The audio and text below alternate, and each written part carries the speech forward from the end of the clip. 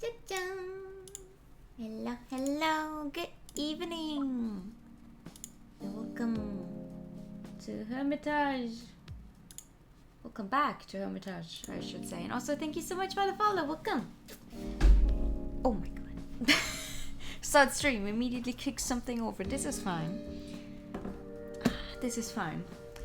Good evening. Hello, hello.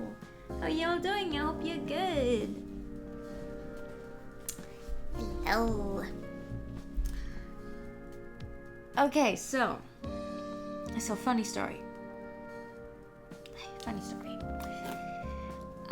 This game has a bad ending for every chapter. We have not done the bad endings on stream, right? Because I was like, ugh, that's a pain. They don't really add that much.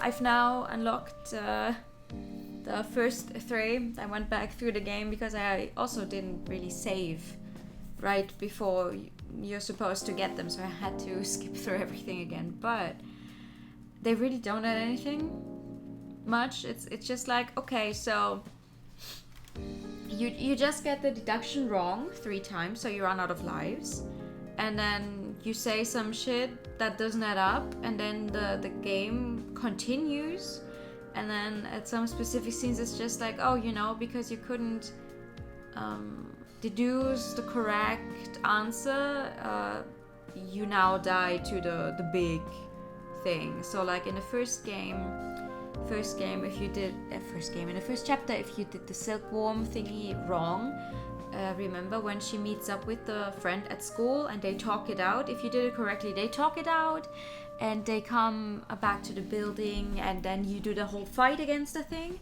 If you do that wrong, they don't talk it out. They do meet up at school, and then the other one is like, haha, let's use our funny magic grass and get high, and then they get brutally and violently killed by the silkworm because the silkworm shows up because it was so close to them already. And then you have a newspaper clipping that's like, ooh, big horrible massacre at the school, forensics, and everyone said they never saw someone being killed quite like that, giant masses of blood, stuff like this.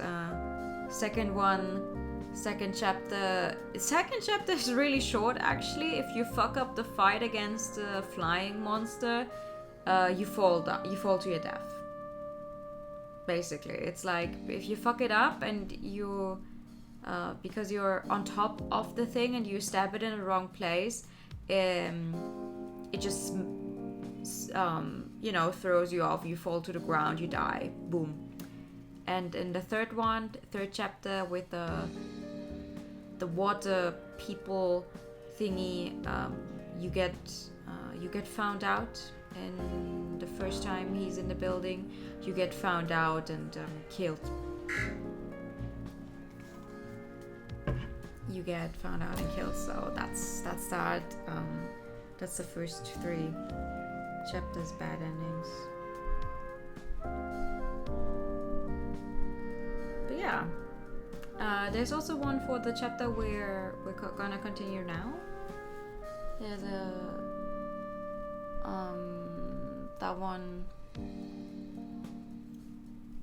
that one I don't know what that one is like because we're right before the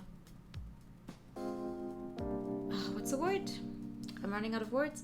It's right before the okay, what happened here, what was wrong, why did it go down? We're right before that. So this time around I'm actually gonna save so I can get the batting for that, and then I can tell you next time. Because if you get all of the listen, I'm just doing this for myself basically.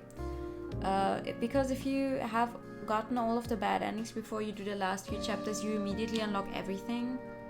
I'm not sure if it actually adds to the story or not, but I'm just gonna get them done before we finish up the game, so we get everything in one go for the end. But for now, I'm not quite sure if...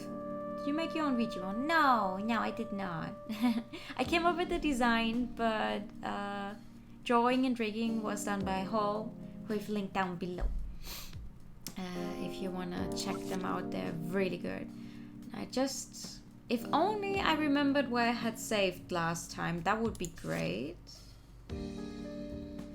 That would be lovely. It should be the last one here, right? Does that add up? Time? No, that doesn't add up though. Oh no, never mind. It's about hours played. Okay, it does it up. This one, it should be this one then. Because we're in chapter 4 right now. Lots of stuff has happened. Game always takes a little while longer to load whenever we log in for the first time. Now loading. There we go. So thing is, everyone aside from our bookstore owner here, who still doesn't have a name, who apparently never gets a name, funny enough, has been turned into cats, and we're trying to find out what the fuck happened in that factory.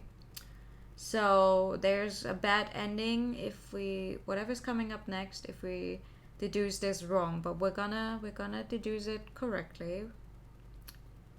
Whatever has happened there, and then we're gonna hopefully turn back into humans.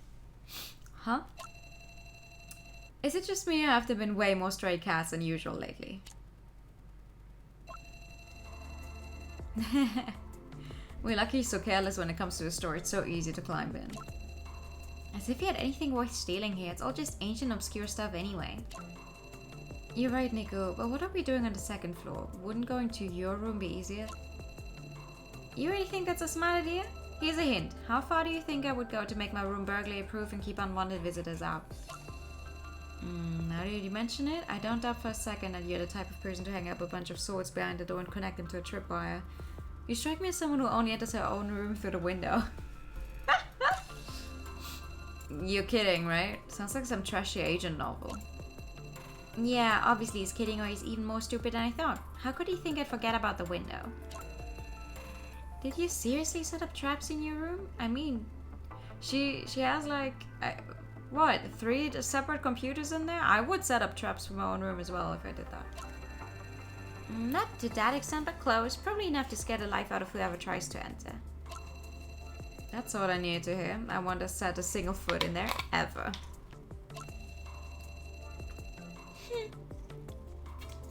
It's not like I would let you in the first place. Anyway, by now you all realize how dangerous this is, right? Yeah, so what? So what? Are you kidding me? Fool, how do you expect me to dismantle my traps when I don't even have hands? This is driving me nuts. I want to cry. But also I want to laugh at you, but I can't. Why? Because I am a cat.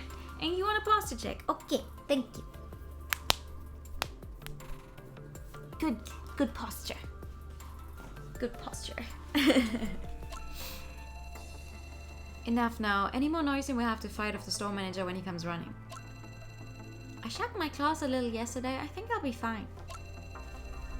You can't take him on. He's skinny, but for some reason he's way stronger than he looks. Enough talk. Time for action. I'm opening the window. So, did you find anything? Easy peasy, it's the 21st century. All I need is 5 minutes and your name to find out the color of the shorts you're wearing today. I mean, technically he's not wearing any shorts right now because he's been a cat for the past 3 days. Thank you for the pet. Hey, that's scary. Even I often tend to forget which color I picked. Right, let's steer this conversation back in the direction it belongs. Away from Justin's underwear preferences. Alright, so the short version is that the factory is abandoned at the end of the last century because of economic restructuring. The cost of the upkeep simply became too high. Nico points at the old newspaper photo on the screen. The glory days are coming to an end. Where will the big collectivized factories go from here is among the headlines. It's a pretty big number, but not big enough. And yet it's still standing to this day. That's a good question. It's abandoned, but no attempts have been made to use the space for anything else. Such a large area completely unused for years. That doesn't make any sense to me. It's true, it should have been auctioned off by now. Usually, assets like that are under a lot of scrutiny. Do you think someone's protecting that place? I don't know. Might as well ask Nico. She seems to know the most out of all of us. I'm afraid I can't answer that either. Those are not the kind of records publicly kept on the internet. There are all kinds of rumors online, ranging from political struggles and intrigue to a full-blown alien invasion. Who knows what to believe? I mean, the aliens sound pretty believable considering that what we thought so far. Wait. Did I hear that last one right? If you ask me, those rumors can be helpful. Not all of them should be dismissed so easily. Some say that somewhat, shall we say, eccentric homeless people have been living there for a while now, with enough of a temper to keep the local delinquents out.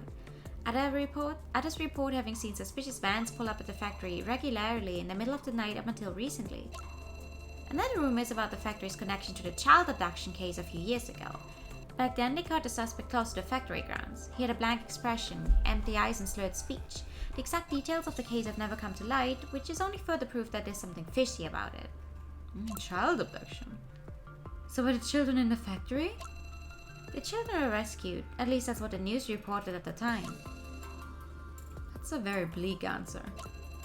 No exact number of victims has ever been reported, nor were any details given regarding the whereabouts. All the reports only made vague statements, but I can't be bothered to hunt down more info right now. We don't even know if it's related to our case yet. It's the one rumor we got the most information on though, so it's probably the thing. At least we know for certain that there's always been something strange about the place. Whatever's going on there isn't just a recent development. That doesn't really make the situation sound better to me. By the way, guys, check out this post. A traveling circus was stationed there? No way, that's absolutely ridiculous. Who in their right mind would perform there? It's not like there was an actual show there. According to this post, strangely deaf people were dragging monkeys around. It didn't strike whoever saw it as a legit operation. I mean, yeah, monkeys are a common part of circus performances, but like I said before, what would they be doing in a place like that? One of the monkeys is described as being very strong, with even more human traits than a monkey would normally have. Honestly, the description is very detailed. It really makes me think that it's not just made up. Also, we saw some flyers for a circus in there. Human, huh? Anyone else get goosebumps when I heard that? Might just be a side effect of being a cat, though. You know what I just realized? You can barely see it, but he has the piercings in his cat ears as well still. In his left ear, our right, you can see that he still has the piercings in the sprite as a cat. That's so cute. Keep those goosebumps in check, it gets crazier. Take a look. This might be the most important piece of information we have. What kind of sorcery is this? The Matrix? Someone tell me what I'm looking at. I feel dizzy. Don't worry, you're not dizzy, just dumb. Easy to mix up for someone like you. Well, with both of them starting with a D and all. A power consumption curve. What's the deal? Why are we looking at this? Obviously, because there's something strange going on. Care to take a guess as to what it is? I mean, I can't think of anything, especially with those. Huh? Wait a second. Is this the factory's power consumption? What the hell? Are you sure this is right? Yep. An abandoned building still requiring electricity is already strange enough, but those numbers are simply insane. Don't tell me you broke into some super secret electromagnetic weapons facility? With our luck, I wouldn't even rule that out. This isn't really my area of expertise. Just how high is this amount? This is way in the upper millions. If you assume that an air conditioning unit requires about 700 watts an hour. No need to do the math, just know that this is crazy. What they spend on electricity in a month could put you through Phoenix High for a whole year. Excuse me? What? Siphoning off such amounts is next to impossible, and the electricity bill would be astronomical. I assume they have their own secret network somewhere. It's a former mass production facility, so maybe they had their own special grid hooked up way back? Maybe, I don't know. I hate to say it, but it seems like things are starting to take a turn for the even more insane. 100 right from the beginning. The secrets about this place run deep. That should have been obvious from what we saw there, right?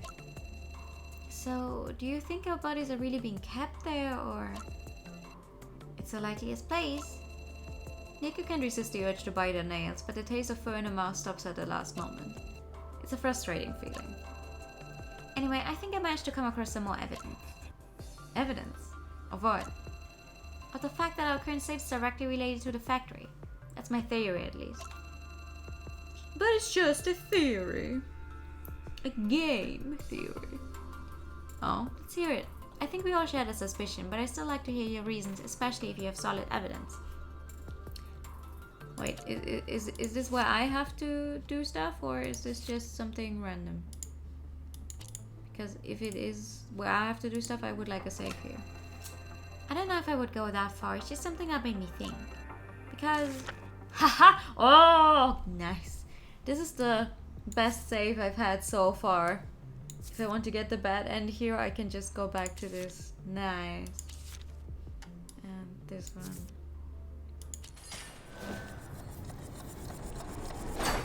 Ha ha ha!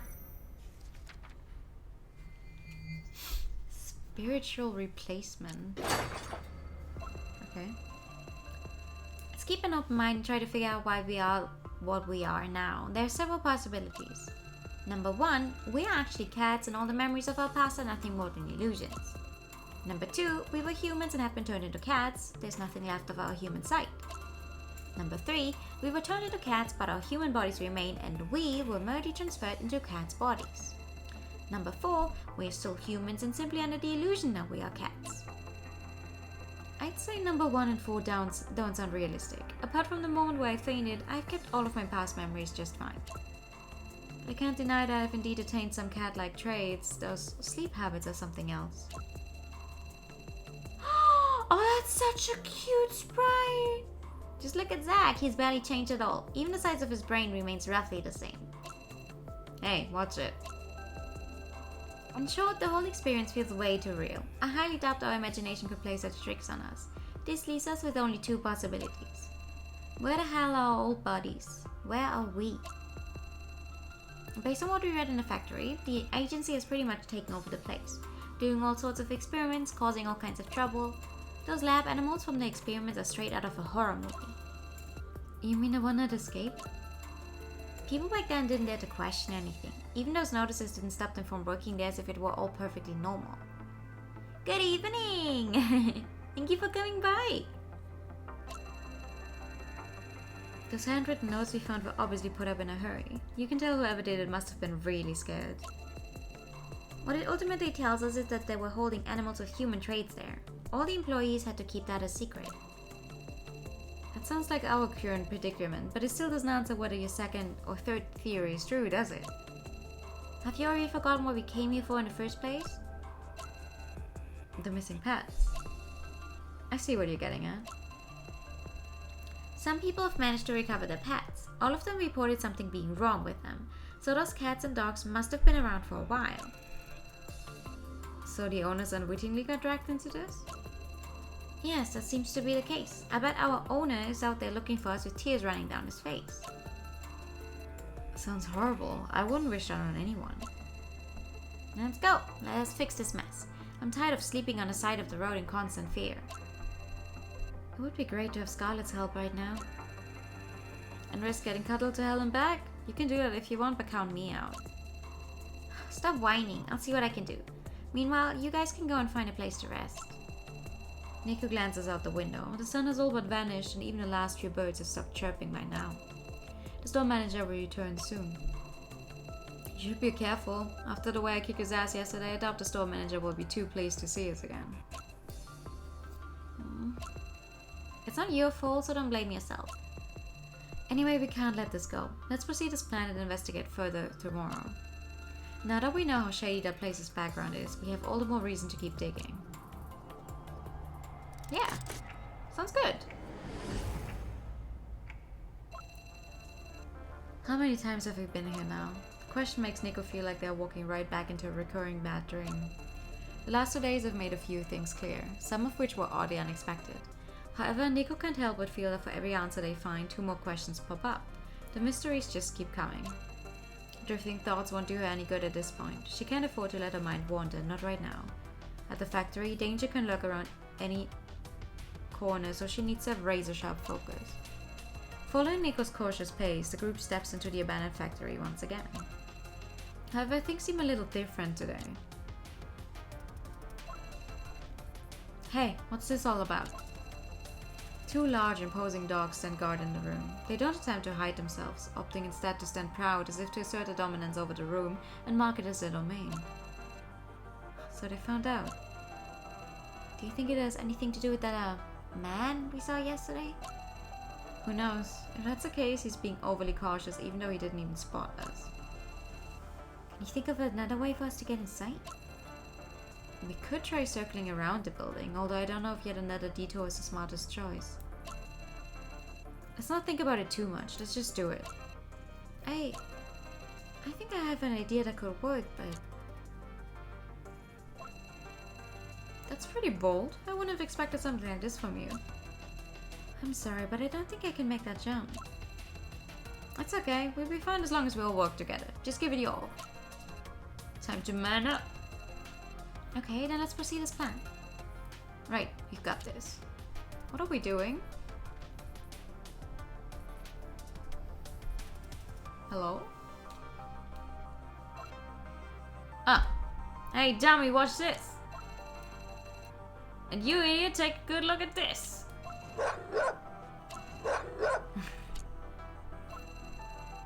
So a chance, hurry up! Okay! Oh.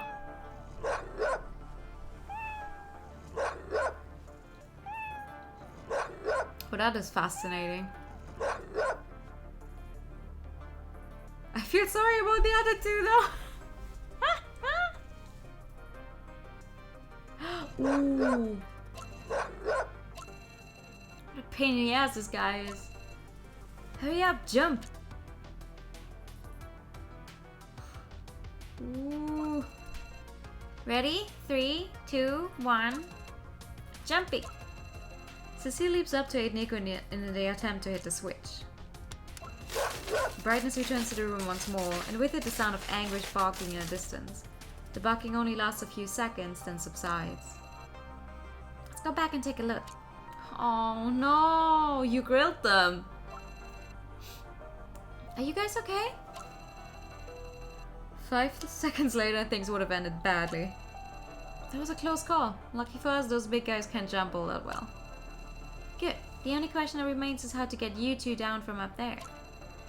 Don't worry, that's easy. Just like this. Hugging the wall, Zack and Justin leap over the fence and manage a soft landing on the ground. Ouch. I think I scorched my tail a little.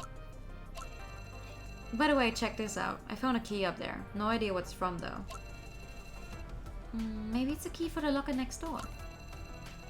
That would be a coincidence if I've ever seen one. Let's go. We need to focus on the task at hand. We can come back for it if we need it. Oh god, I hope they're not dead. Maybe, I mean, they were electrocuted a little bit? I don't know how high the power on that thing is, so... Alright, what now? If there's nothing else left that you want to check out, we just head downstairs. Honestly, we should really get this over with as soon as we can. I have a bad feeling that there's trouble brewing. Okay, where to next?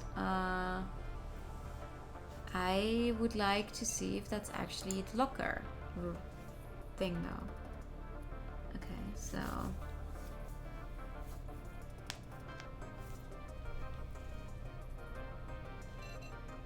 Okay, hold on.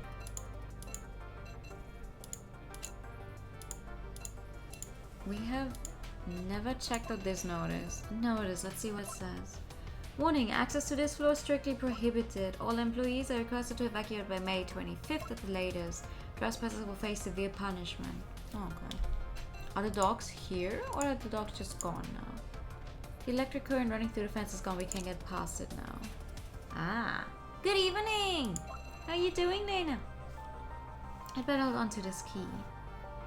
Ah, see, they tell you, during the scene they tell you that you find a locker key, but they don't actually give it to you. You have to interact with the locker again to get the key. Fun. Okay, that's... I have to go back to check it out. Okay. Ah, but it automatically moves you over here. That is nice. Okay, cool. Check the locker. Well, looks like you have no other choice but to check out the locker. Wanna try out the key you just found? Let's see. Huh, seems to fit. You okay?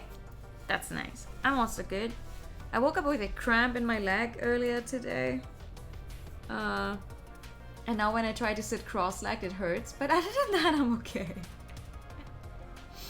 Biting down on the key, Justin inserts it into the lock and twists his neck in order to open the locker.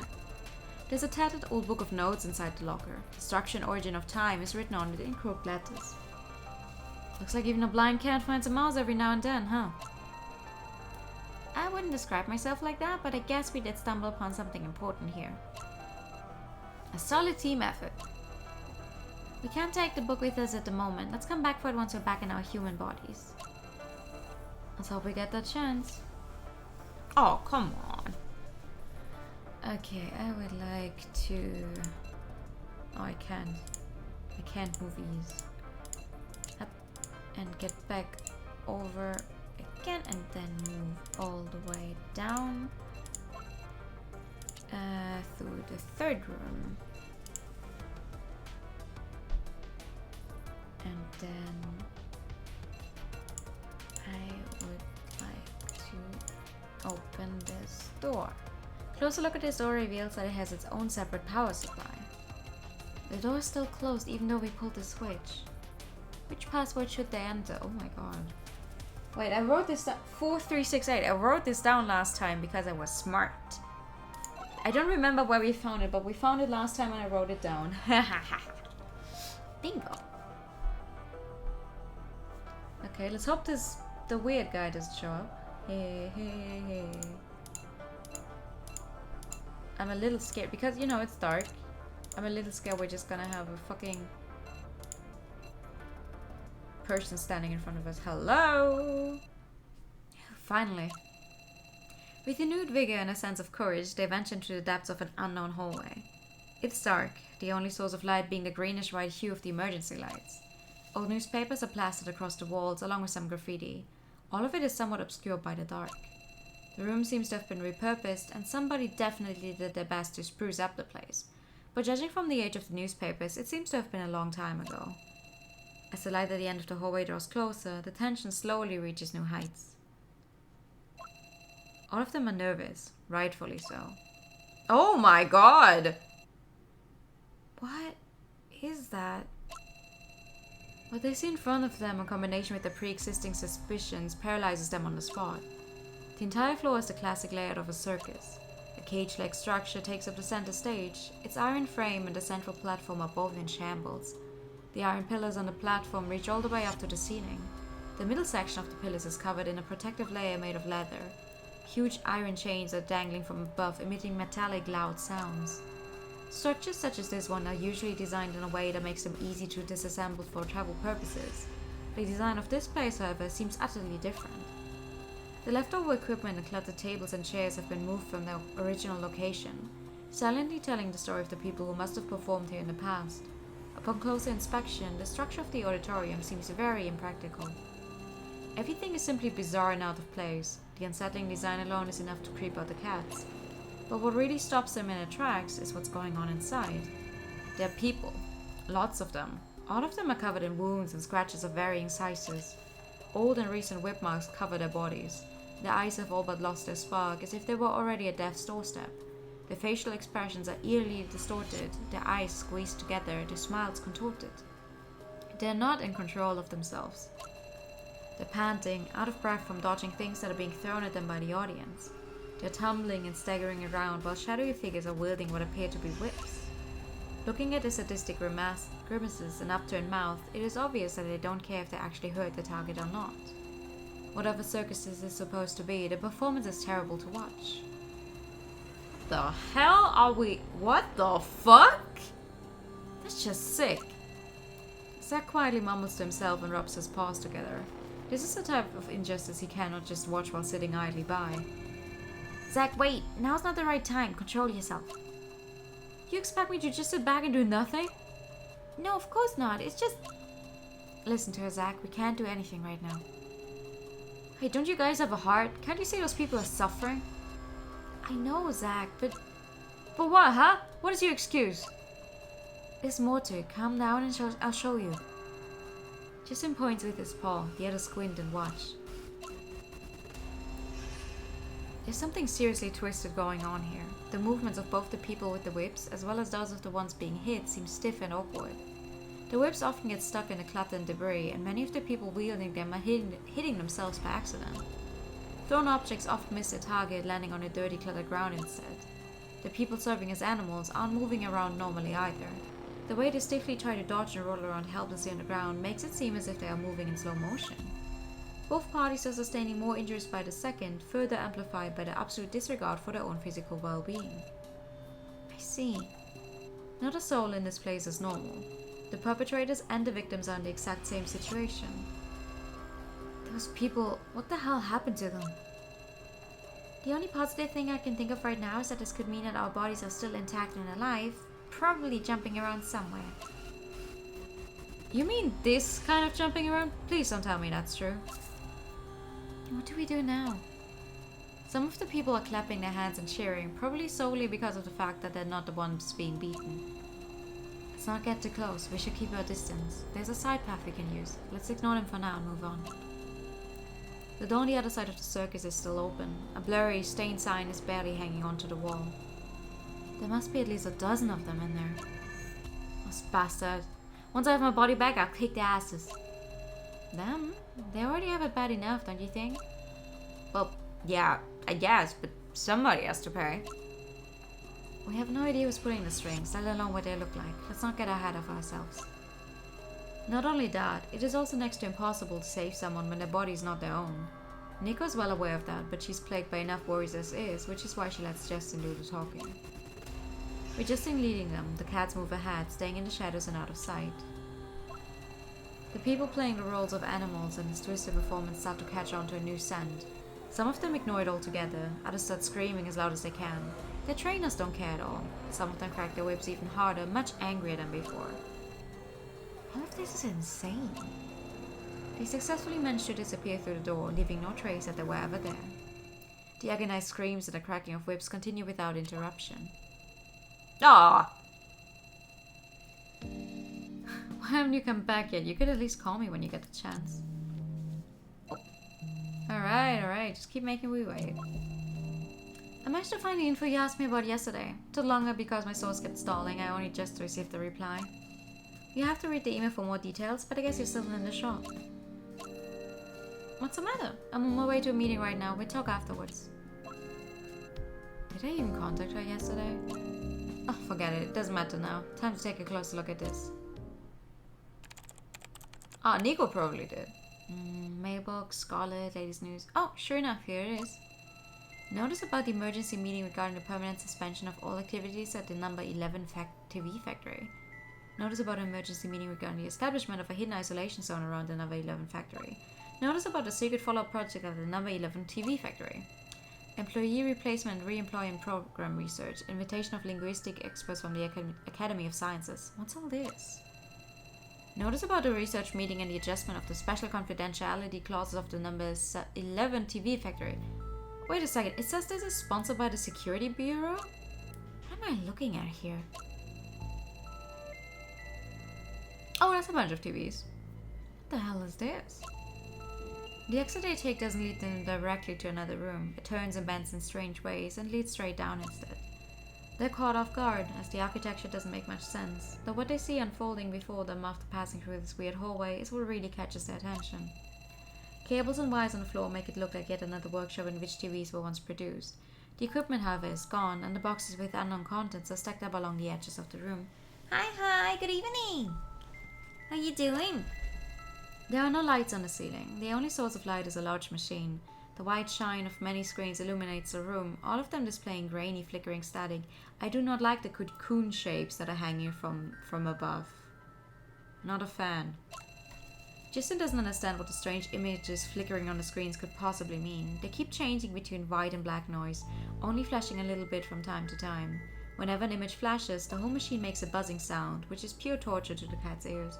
Hello, you're lurking. Hi, good evening. How you all doing?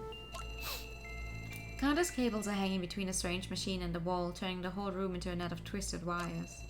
They aren't simply loosely connected wires, but rather fixed cables. Huge yellowish-green bags of cloth are hung up on them, dangling from the ceiling. The bags are being tightened by the sheer fact of being suspended in the air, revealing an outline that hints at their contents.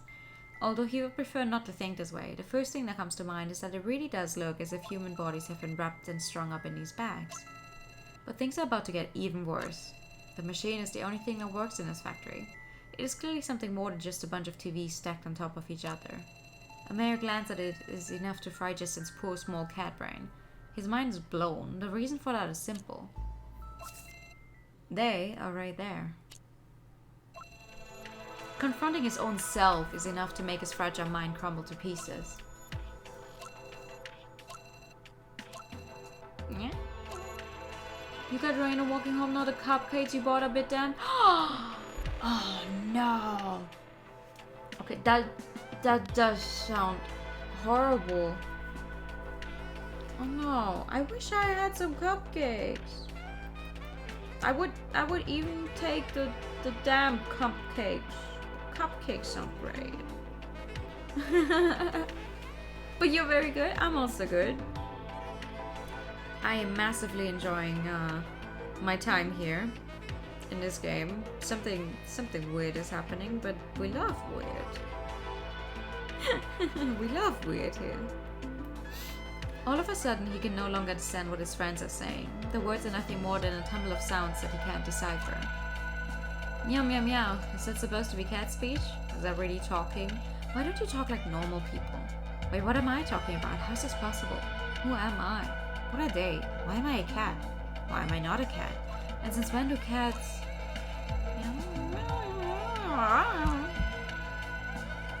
Who is that?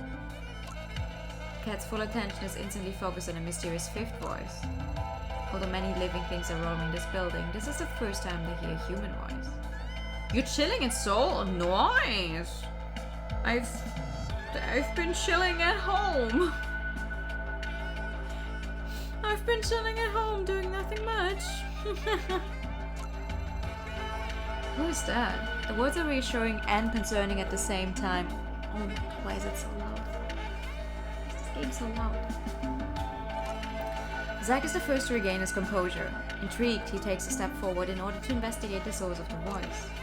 The others follow, worried about falling behind and being left alone. They all poke their heads out of the shadows and take a look around. This isn't good, not at all. What Justin sees far surpasses anything that his imagination could have ever come up with.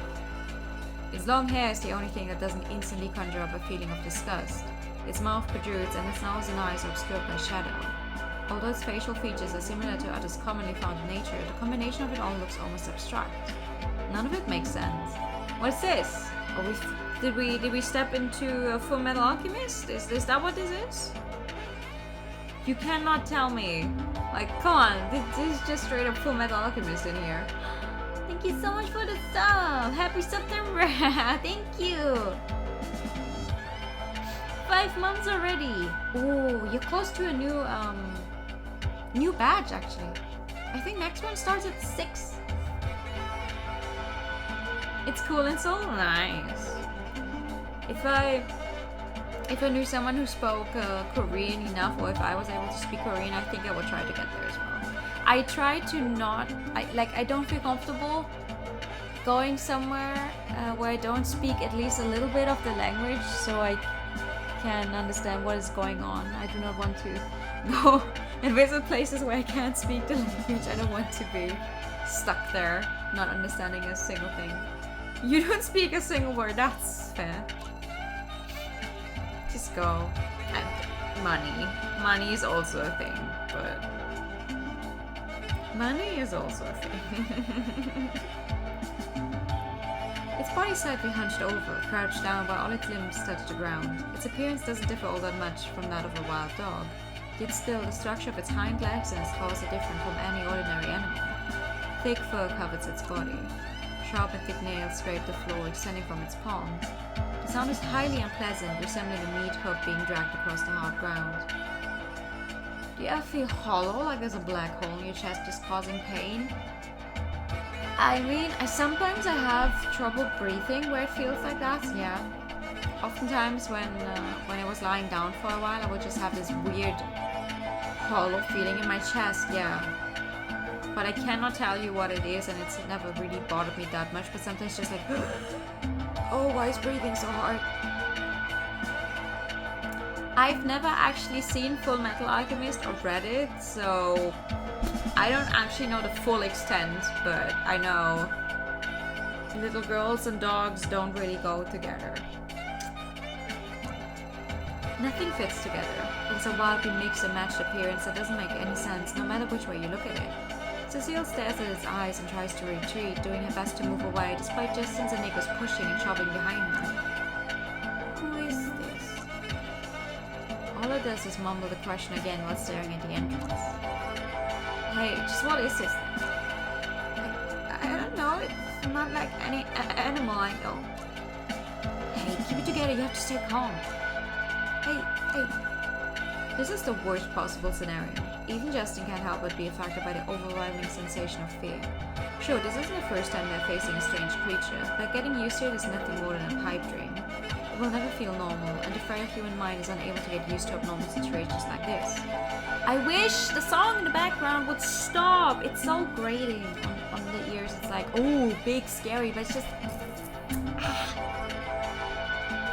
Justin wishes for things to be different, but the fundamental workings of the mind are set in stone. He tries to maintain a semblance of control over the situation. He extends his paw to cover Zek's mouth and stop him from talking, but the difference in size makes his attempt futile. Damn it, be quiet! Can't you at least try to keep a low profile for once?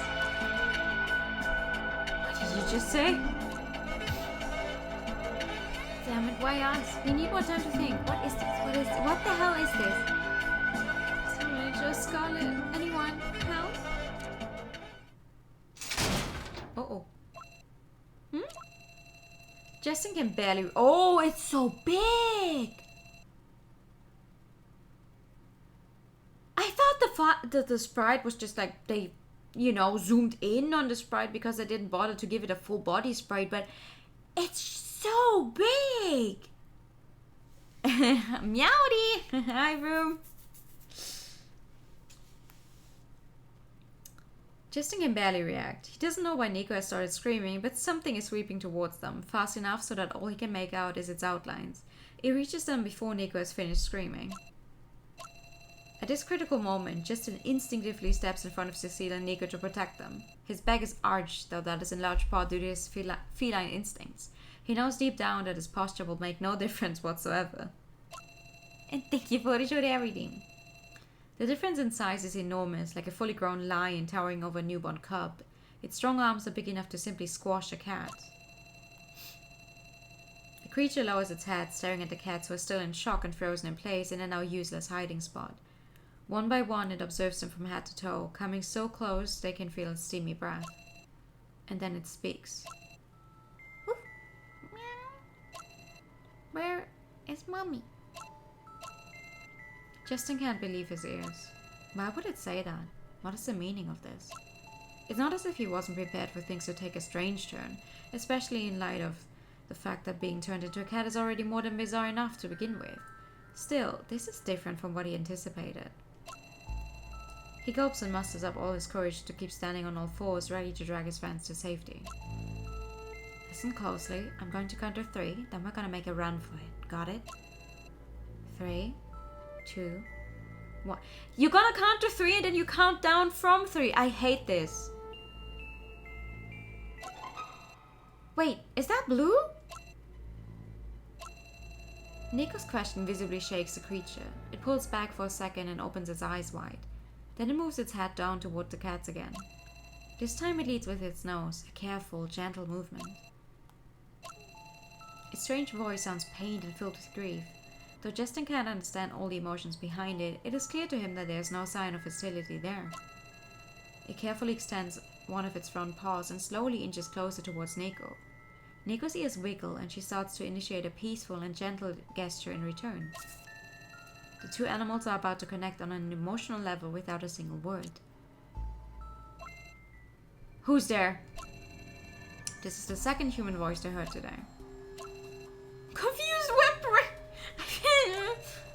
The hoarse, thick voice that comes to the ears this time sounds distinctly masculine. It's more fluent and faster than the abrupt and somewhat rusty pronunciation of the creature. It's coming from somewhere at the other end of the room, loud and intimidating. The voice reminds Justin of something dangerous. Rats. Something is approaching, but there are no footsteps to be heard. There's something else in their place. Bricks. What? Bricks? Watch out! More bricks follow along with a few other random objects. Rats!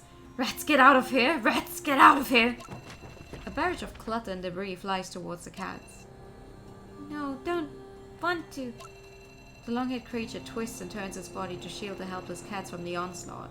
It doesn't manage to maintain its defensive position for long before having to raise its front legs to step back. Only then does Justin notice a sturdy collar around its neck attached to a heavy chain. Rats, show yourselves! Get out of here, rats! Rats! This is bad, run! But, just run!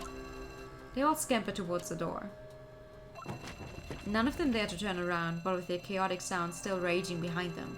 Luckily, the throws aimed at them aren't accurate. Though the objects are small, the velocity is enough to turn them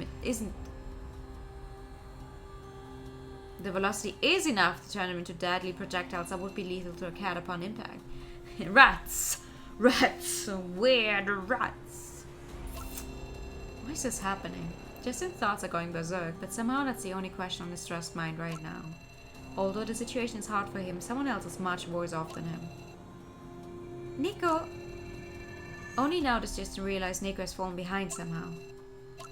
She's in a bad spot. Having been scared and intimidated from the beginning, her situation is growing more dire by the second. To make matters even worse, the pursuer seems to have caught on to this weakness. Rats! Filthy rats! We're cats, you motherfucker! I think I'm more of a mouse considering my relationship with computers. Nico! Just in time, the long-haired creature rushes towards Nico, blocking a brick flying straight at her at the very last second. The impact makes the creature curl up in pain, something that only seems to make the attacker even angrier. Get back here! Yanking the chain once more, the attacker forcibly pulls the creature back. Zack makes good use of this opportunity and runs up to Nico, slapping her on the head with his paw. What the hell are you doing? Stop messing around! We have to get out of here! Zack yells and grabs Nico's neck with his mouth, dragging her in the direction of the others. You're ugly and look angry, but I'm quite friendly. Oh, why would you say that? I get the looking angry though. I always get asked if I'm pissed off or tired or whatever when I'm just concentrating or just relaxing my features. It's like, this is the face I was born with, I'm sorry. The cats have no idea what's going on behind their backs. Then they're gone.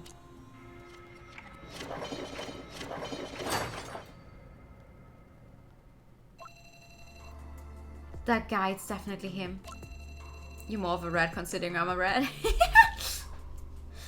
Zack keeps repeating those words despite Justin's multiple attempts to calm him down. Cecile doesn't understand why Justin would try to stop Zack. Though he may be a fool, he's right about 10% of the time. And in this case, everyone else agrees with him. They're probably just scared of accepting the reality of the situation.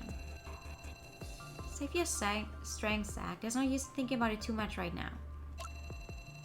Someone tell me you look angry is one of the quickest ways to make me angry. Oh, I just get tired of it. I just get so tired. It's like, you know how you have to put on a face all the time? It's like, please, I don't know, I'm just reading or whatever, like, leave me alone. Leave me alone.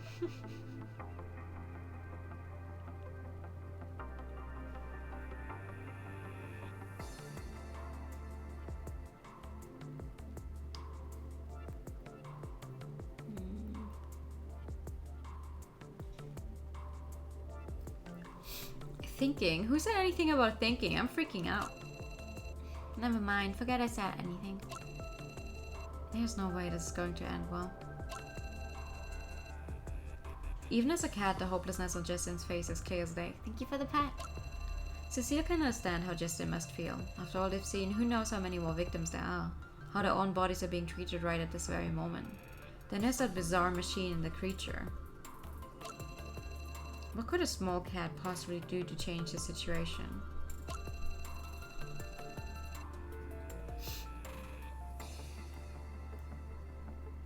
Determined to steer the conversation in a more productive direction, Justin turns to look at Nico. Nico, what was it that made you call the Chimera blue? Call it a hunch or instinct, but Why call it a chimera? Just a random thought I had. Don't you think it looks like a bunch of different animals mixed together? Yeah, I see what you mean. The way it was moving on all fours looked really unnatural. Still, you calling it that gives me the creeps. You guys trying to start telling people they look happy. It's such a weird thing to comment on anyway. When you're thinking you'd look angry. It's like, I've been told when I read, and you know, I always bring books to read during work. Well, not during work, but during my break at work. And people have asked me like, oh, are you mad or are you tired? I'm like, no, I'm just, you know, concentrating on reading what it says in my book, right? I'm not quite sure where they all get the angry from. Hi, Joss. Good evening. How you doing?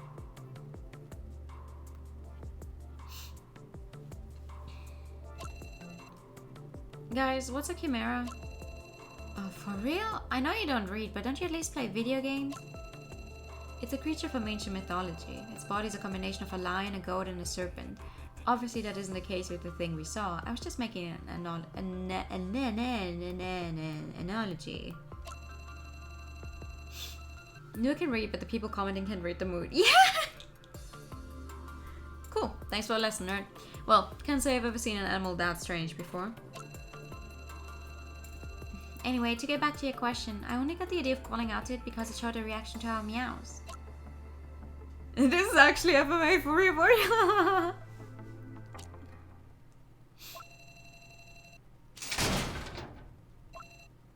Oh, right, because she called out to Scarlet. Was it because of what I said? That was a risk worth taking, right? Sometimes you just have to make a gamble, though I kind of wish we'd been wrong. Poor thing. So really Scarlet's cat? Let's give the guy a taste of his own medicine. You all saw him Yankee Blue's chain, right? Right. If we go back to rescue Blue, chances are we run into that guy again. Also, while he's guarding the weird machine, we won't get the chance to investigate further. So, any idea how we should approach this? How about sneaking up on him? Not a bad idea in itself, but even if you can successfully sneak up on him, what then? There's not a lot we can do. We're not much stronger than newborn babies. And what makes you think we're all so weak? We won't know until we try. Look, Zach, it's simple. If you mess up, we're dead. End of story. Aw, cats, yeah! We're not fighters, that's for sure. We have to find out what his weaknesses are. Fact is, if we don't plan this carefully, we're all going to die a painful and horrible death. I think I speak for all of us, even our more adventurous members, when I say we don't want that. We're on the same page, but how could we possibly find out what his weaknesses are? Or, to phrase it differently, do we even know who that guy is? Well... Cecile lowers her head in thought and scratches her ears with her paw. Thank you, Bonnie and Binary. She's always open to the ideas and thoughts of her friends, but that doesn't mean she won't try to come up with something herself. Justin and Nico both seem slightly irrational in their thinking, maybe because of a strange lilac grass-induced journey back then. Cecile's thoughts are a lot clearer now, making it easier for her to remain calm in the situation. Always knew Lua was a cool cat.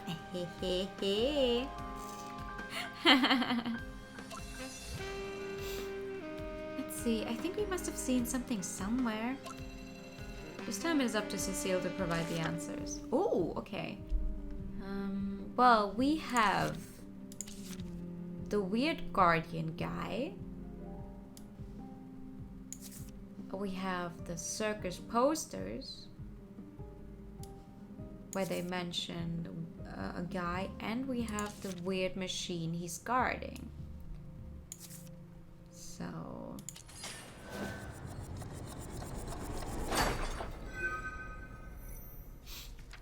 yeah. Today's owner of the factory. Nice, there we go.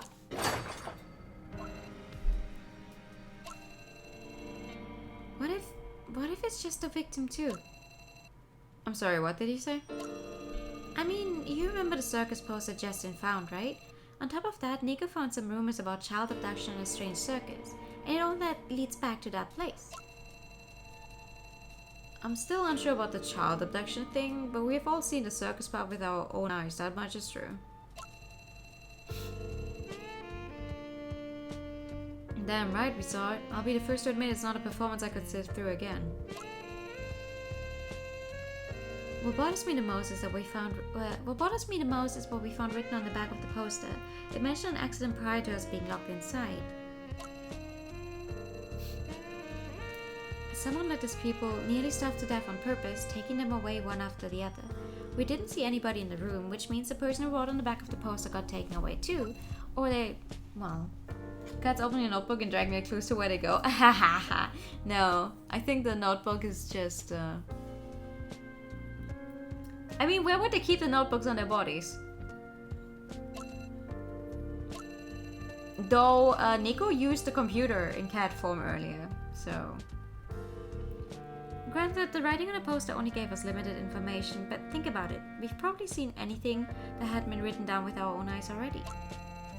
You mean, whoever locked those people up and what they were taken away for? Right, think about it. Someone who's on the brink of starving to death has no way of fighting back. That means the things written on the poster were made to last in the hope that someone else would find them. Our best chance is to look for whoever has the most freedom around this place as well as their counterpart, the person in the worst possible condition. I think Nico's right, that's our best bet. The notebook is a metaphorical thing. Yeah, it's just our a thing where it's basically our headspace where we collect all of the clues. The person with the most freedom would be that man, for sure. The wild guard dog too, but I don't think a dog could have locked up a bunch of people. And the worst possible condition, that's got to be the thing we saw in the basement. It must know what the strange TV part is for, else it wouldn't have been in such a hurry to get us out of the room. I doubt it knows how to operate such machinery. It didn't seem capable of that, so maybe it saw someone once and is now simply mimicking their behavior. You mean the guy was actually an animal that was brought in from the circus and got his body by accident? And then he locked everyone up and threw them in a cage? Nico, you mentioned some very smart monkeys being a part of the circus entourage. Entourage? I do not know. Sounds like a French word. And one of the group of people somehow managed to replace the monkey's brain with the humans and then trained it to make money. You got a hot bag? Okay. Here's a Pikachu before you go. Pikachu! Pika. Pikachu! It does make sense in that context, but it sounds awful. Entourage. Okay. Okay, slow down. So, the monkey was the guy we saw in the room? That seems likely. Monkeys are already way smarter than average to begin with. Put it in a human body and the likelihood of such behavior gets amplified even further. Well, shoot. That sounds like the shortest horror movie script ever written. It's insane. I mean, I know what it means. I'm just not sure about the pronunciation. Let's be honest, what does insane even mean anymore? Nobody would ever have thought it possible to transfer a human into an animal's body, and look at us now. Going with that explanation, we still don't know why the power is always on in that place, but at least it explains the condition it's in. But then how do we explain the why? Wouldn't it be safe and more appropriate for it to leave the factory and get away from that place, especially now with a functioning body? I guess that's because it thinks that's not enough.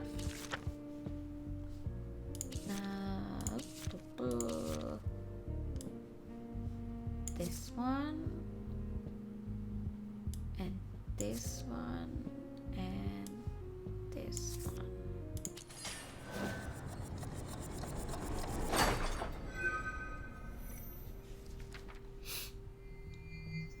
Blind revenge. Hey, no, look at me. Hey, I'm looking. Yeah. Revenge? Now there's a word I never thought I would associate with a monkey. It makes sense when you think about it. Even regular circuses get a huge amount of complaints by animal protection groups. This one is far from regular, so we have to assume the conditions those animals were kept under were horrible. How could How can anybody be so heartless, sitting in the front row entertained by the suffering of animals? If I had the chance to give them a taste of their own medicine, I would take it, that's for damn sure.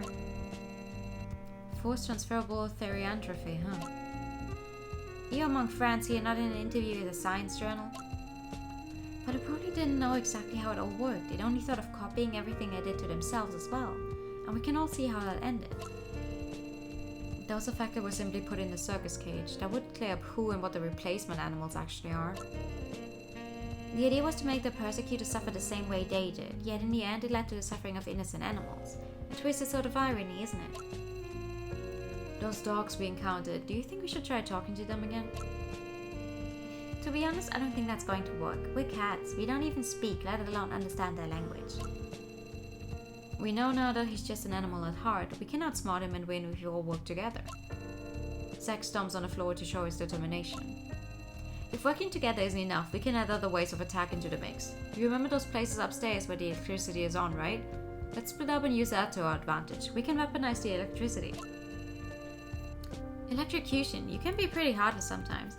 I mean, you also electrocuted the dogs earlier. Well, it's a risky plan, but considering our physical disadvantage, it seems like our best course of action. Okay, then what do you say? Are you in or not? We may not get another chance if you mess this up. If you want to go through with this, we need to start preparing right now. It's better than burying our heads in the sand and giving up. Let's do this. With these words, Justin wags his tail and moves away. Nico turns around and looks straight into Cecile's eyes. It's as if she's looking straight through her and directly into her heart. What's wrong, Nico? It's nothing. Huh, what a bunch of weirdos. But they're all friends, right? They're good people. Yeah, that's not what I meant. What I meant was that there are times where everyone can help and be useful. And of course that includes you. Anyway, I'm glad you're here. Thanks for everything. Let's go. Zack follows the others quickly in order to keep up with them, leaving Cecile behind with a big happy smile on her face. Oh, look at her! She's so cute! Of course you helped! Cecile decides to savor this moment of blissful joy just a little bit longer. Alright. The depth of meaning that they managed to pull off with just meows is very impressive.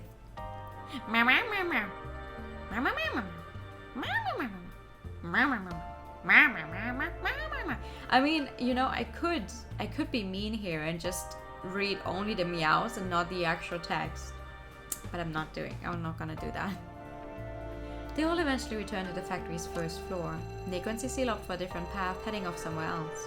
The two men in the group exchange quiet small talk, careful not to get overheard. So, what's your take? What do you think about this plan? There's a lot of risk involved, but considering our current bodies, I think it's the only option we have that gives us a fighting chance. I see. Glad to hear you're on board, Justin. It's not just me. We're all on board. Have a little more faith in yourself, okay? Right. Justin knows he's lying. Nico secretly objected to the plan before Cecile and Zack caught up with her. Justin obviously harbors similar thoughts, but he's keeping them to himself. Cecile and Zack both know nothing about that. Even though things are about to get serious, Justin can't help but smirk a little as he remembers Nico's smug expression. Hey Zack. What's up? Let's all go for a drink when we get our bodies back. I thought you were a man of the law. How can you say that to a minor? But alright, I'll have a drink with you, that's fine by me. The little ladies can have an orange juice. You sure you're okay with that? Well, I repeated a year at school, you know. I don't feel like a minor anyway, more with my life being what it is and all. What gave you the idea of having a drink in the first place? Nothing specific, just wanted to do something to celebrate when all this is over. Cheer up, you get your drink soon enough. Things are about to go down. Oh, they are! You're right about that.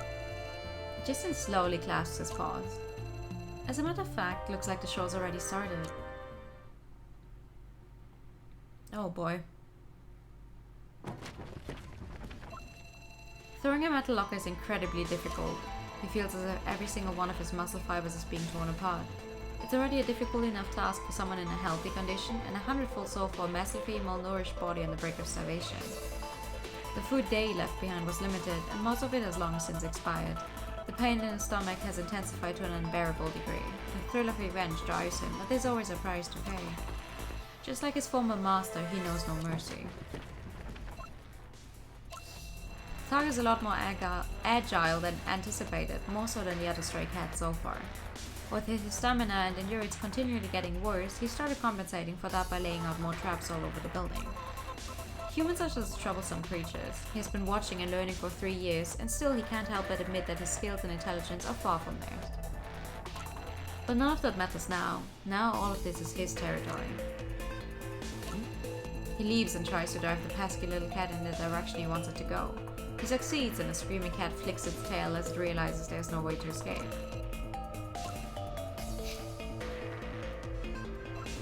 He's annoyed by the light. The contraption he put together out of TVs emits an irritatingly bright white light, but it doesn't look the way he intended it. It is a far cry from the magical machine downstairs. He has gone to great lengths to make this place resemble the one from his memories. The chairs and the cage are very much improvised versions and not close enough to the originals, but he will have to make do with it for now. At least it's enough for him to torture them, enough to make these humans feel the pain they deserve. He keeps them locked up further upstairs, taking them down in turns. The look on the animals' faces when they see their beaten and abused former human shells fills them with satisfaction. It doesn't matter to him that they are now in an animal body and innocent, needlessly suffering, wholly uninvolved. A human being needs to suffer, that's it. He knows deep down there's something strange about the thought, but his drive is enough to push those thoughts aside. To him, that cat is still a person, as are the other 3. Catch them, let them watch their helpless human bodies be beaten to a pulp, let them jump through rings of fire. He doesn't actually have the means to get rings of fire, but the rabid mad dogs will do the trick just fine. Whatever means of punishment is available, he'll take it. Make them suffer. All of them will. Regaining some focus after clouding his mind with thoughts of bloody vengeance, he notices that the room seems strangely empty. He's nearly knocked over by the crowd rushing towards him from the cages.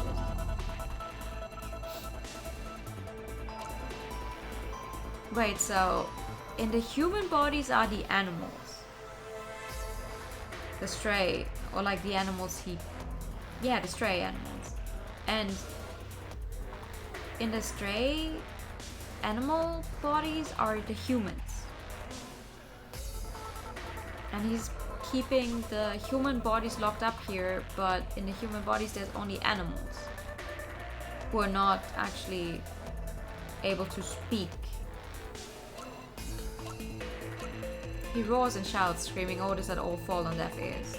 Fists, feet, and teeth bear down on him. It doesn't take long for his primal instincts to kick in. He lashes out, swinging his fists and kicking out with his legs. He slams his attackers to the ground, leaving them writhing in pain on the floor. For a moment, everything about him reverts to his old self, to memories of life in the jungle.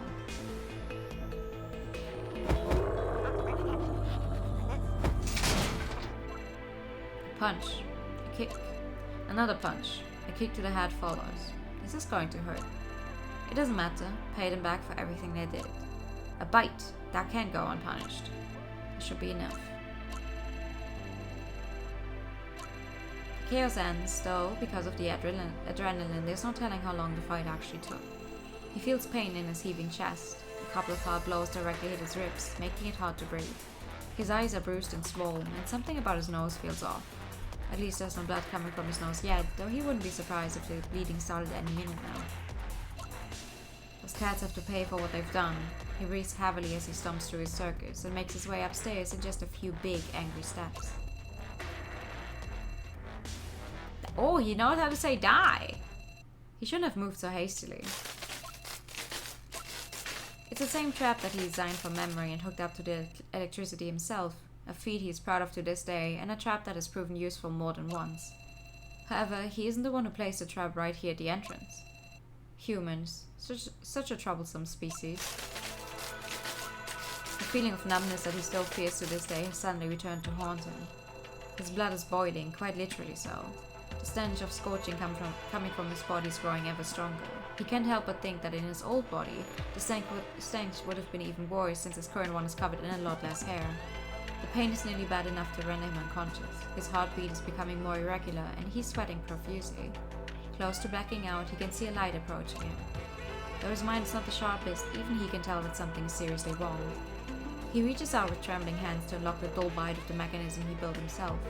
At this point, he's incredibly thankful that he was unable to come up with a sharper design. His hands are numb, yet he's more aware than ever of his limbs. What a sudden sensation. He can feel his whole body. He understands exactly what's happening. He's going to die soon. He must get another body. The basement. That thing. Driven by no other thought, he kicks the rusty lump of metal away and crawls back into the hallway.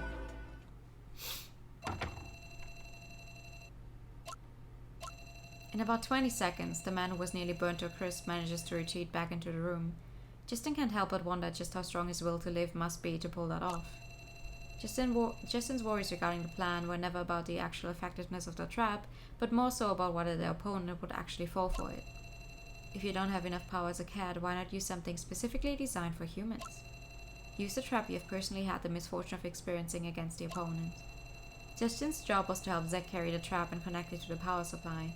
Afterwards, he returned to the basement and he hoped that Nico and Cecile could successfully free the animals that are being kept there. That's the first step of the plan. Even though everything pretty much went that way, he would have never predicted things to unfold the way they did. They intended to neutralize the opponent, then lure Blue and their old selves away from the basement, giving them ample time to study the weird machine. Instead, they now have to follow their retreating opponent back there. The huge, angry, almost burnt to a crisp opponent is crouching down next to the machine, and they are still trapped in their furry, weak little bodies. Also, Blue is still in the room. Just as Nico figured out the mechanism behind the collar's lock, the opponent came back and the cats had to retreat back into the shadows. Oh, now it's a 3D room. Jeez, he's a tough one, gotta give him that. Justin sees his friend emerge and can hear Zack mumbling to himself from a distance. He ignores Zack and instead focuses his attention on Nico. Nico quietly peeks out from around the corner and extends a paw towards Justin. It's hard for him to understand what she's trying to tell him, and he carefully observes the direction her paw is pointing in. His eyes stop at the densely packed cables on the floor. It's easy to see the opponent is injured and vulnerable right now. If they want to act, now is the right time. But taking the initiative is still a little too... You, get over here! Justin quickly regains his focus and is already on the move again. The skinny human pulls a cable from the machine and ties it around his neck, then does the same to Blue. Uh-oh. What follows is an unexpected effect. The TVs stacked on top of each other suddenly glow brightly, and strange images start flashing on the screens. Justin can see all sorts of stories play out in front of him, reflected in his wide eyes. They don't seem to be in chronological order, but there's still a certain logic to them. Because of the way the TVs are arranged, Justin can differentiate between the 2 points of view. One struggling to survive the harsh conditions of the circus, and one ripped away from a warm home. Color! 2 different cases of misfortune, yet the pain they share is similar. Justin even sees a moment where the 2 stories directly intersect with one another. A big pair of hands grabbing it, dragging it away from the light. The same thing happens twice from a different perspective. He also sees a place that seems oddly familiar. A mess of clutter and piled up items of clothing everywhere. A woman with short, dark red hair is in a room, and although she's well dressed, the clutter and chaos show her true personality. The instant he sees Scarlet, Justin begins to understand, at least vaguely, what is happening. If they don't intervene, her beloved Blue, her only family, will be thrust into a body with no future, never to be seen again. Go cut the wires! Nico jumps up and throws herself into the fray before Justin can react. She runs up to the tangled cables next to the machine. What follows is a dull sound of crunching and tearing. Wait, what's your plan here? Because if you cut all of the cables, you will not be able to bring Blue back to her original body. His original body. Don't just stand there, find a way to turn the stupid thing off. Nico drags one of the bundles of cables across the ground and tugs as hard as she can. Her efforts don't seem to be making much of a difference. For Cat, it's next to impossible to cut through plastic as hard and thick as this. Still, as Nico gives it her all, a spark comes from the device and it starts buzzing. Justin suddenly understands Nico's plan. He follows her example, looking for cables to tug at. Most of the cables look identical to his untrained eye. He tries pulling on a few of them, but there are no sparks to be seen, and the cables aren't coming loose at all.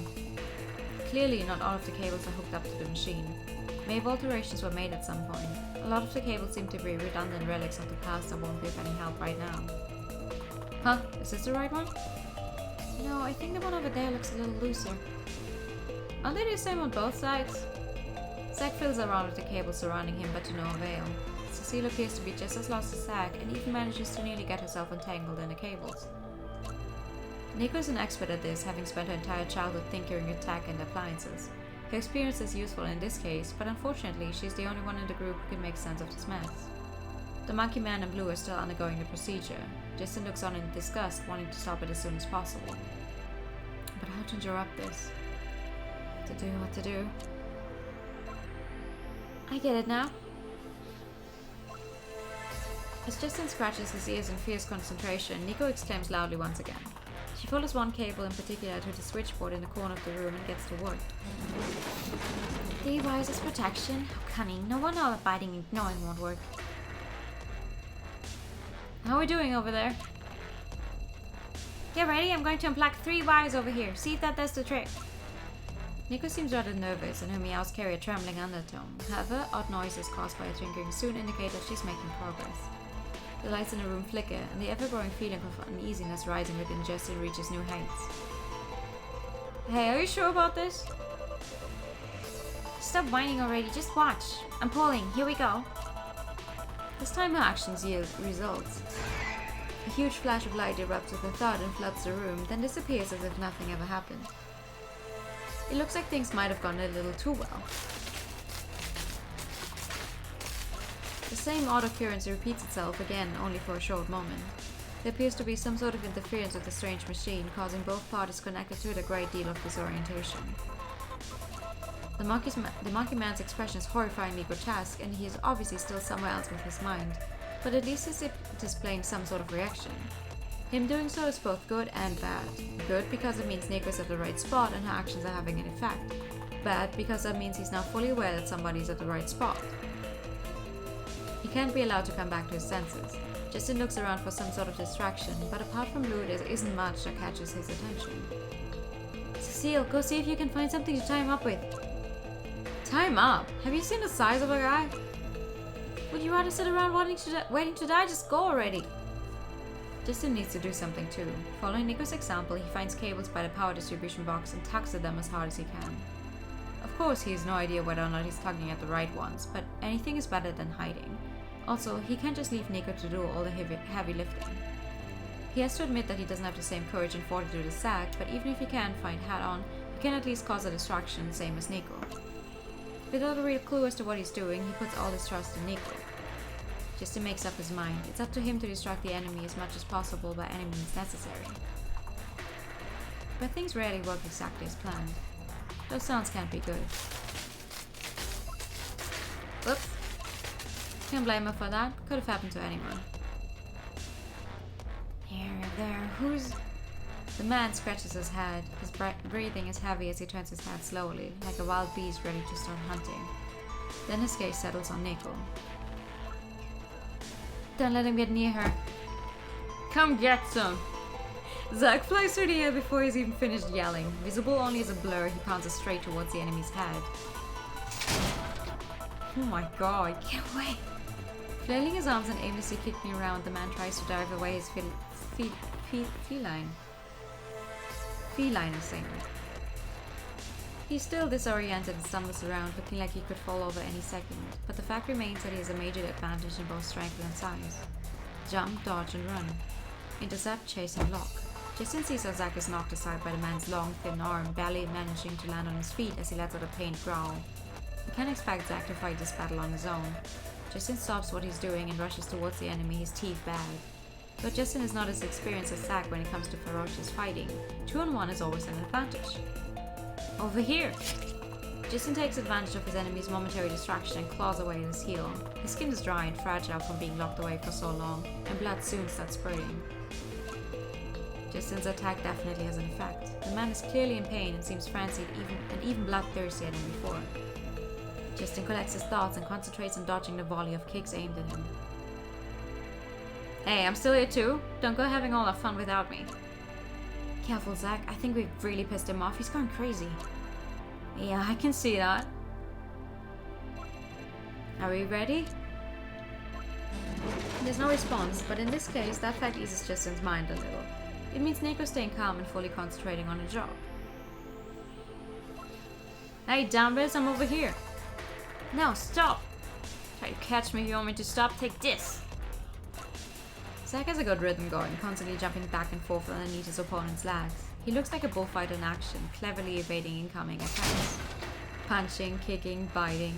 The man is using every means of attack available, smashing apart the room in the process. Much to Justin's dismay, the man seems to be recovering and regaining accuracy. Jeez, that was way too close. Are you okay? Yeah, an inch closer and I would have been minced cat. What now? First we should... Ugh. Another furious attack interrupts the conversation. Talk to me. Nico, say something. What's the situation? Don't rush me, I'm busy. She manages to cut to another one of the protective wires. Here we go again. Another headache, this time even more severe than the last one. This could work to their advantage. They can all feel the impact, and with their opponent still fresh out of the machine, it must be even worse for him. As much as he wants to take advantage of the situation, paws aren't a weapon to be heavily relied on in a serious battle. Where's Cecile? I don't know, I told her to go look for something.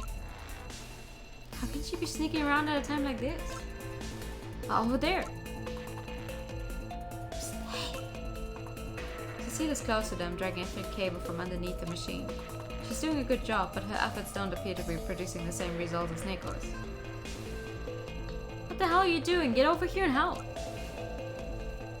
Wait, I'm still... Screw it, there's no time for that. Zack often speaks to Cecile in a somewhat rude and direct fashion. They've known each other long enough not to bother with formalities anymore. However, Zack has forgotten one thing. Losing your temper at such a crucial moment can have devastating results. The situation changes. Huh? The impact is almost enough to knock Justin's soul out of him. He's pretty sure his left hind leg is at least sprained and his tailbone is sore from the pressure. Both cat bones being as fragile as they are, the force of the impact is a lot worse than anyone could have anticipated.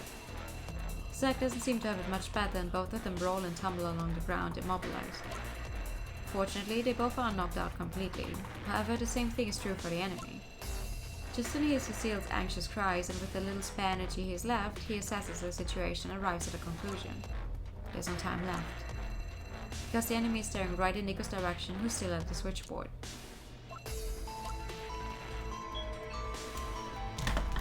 God fucking damn it.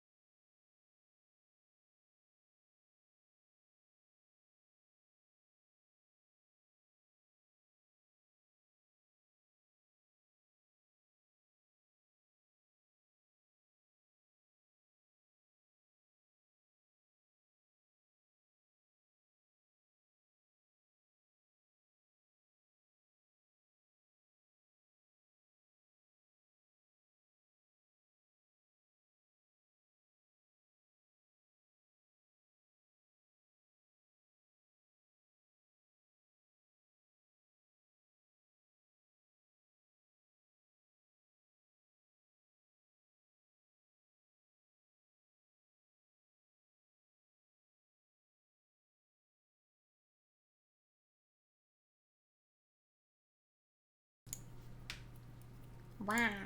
Where'd my game go? Sorry about that.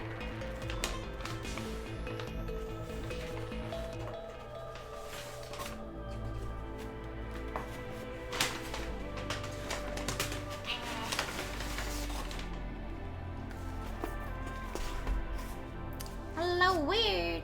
Good evening. How you doing? Hi.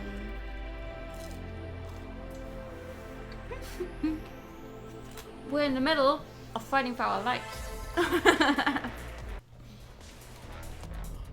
And me accidentally tapping out all the time. You doing alright? That's good. I'm not so good.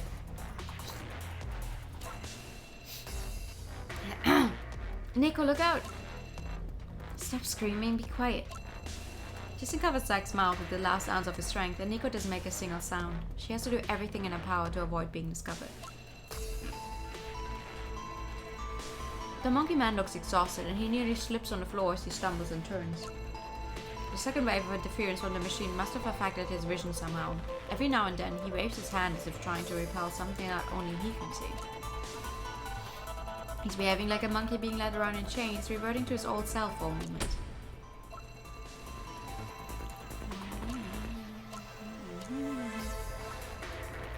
Three of them. 2 waves of interference have already occurred, meaning if Nico's judgment is right, a third will follow. Justin is in too much pain to be happy about the anticipation. He just wants things to be over. Come on, just one more. In his mind, Justin cheers Nico on. However, some things are not meant to be. Oh shit. Anytime someone says I'm fighting for my life, saying I'm fighting for my life in the bathroom right now. Oh no! No, we're literally fighting for our life because this dude wants us dead and we're trying to get our old bodies back, so it's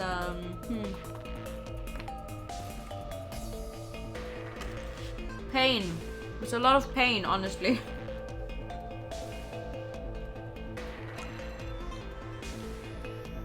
Luck is not on her side. Oh shit. After a spectacular display of sparks flying everywhere, Nico suddenly jumps out, twitching as if she's on fire. It's easy to see how much pain she must be in right now. I would like you to know that we're getting the good ending here, right? We have done the stuff correctly, we're getting the good ending, so we're going to somehow win this, but...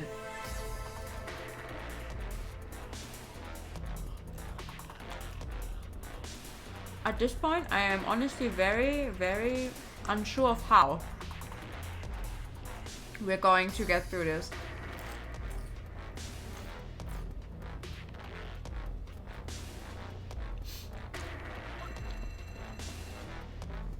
Wait, another hole. This time the monkey man moves without even giving Justin time to react. His large, battered body stumbles and slides across the room, closing a distance to Nico at an alarming rate. I mean, he has long legs, of course.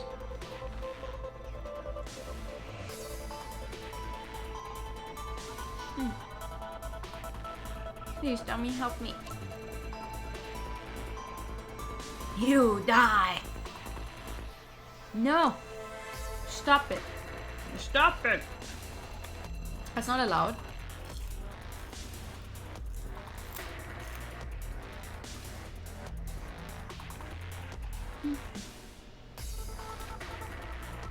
Lily, excuse me.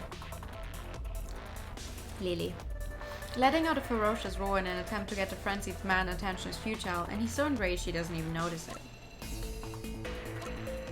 It shouldn't be like this. He's so much more left to say to the little girl.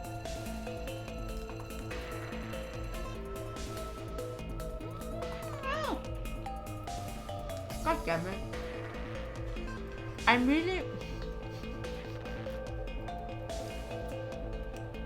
I'm trying very hard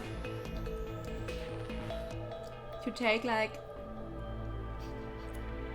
a single bite of my fucking burger in peace while also trying to play the game, but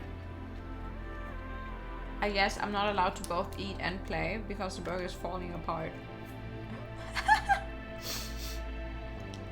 God damn it.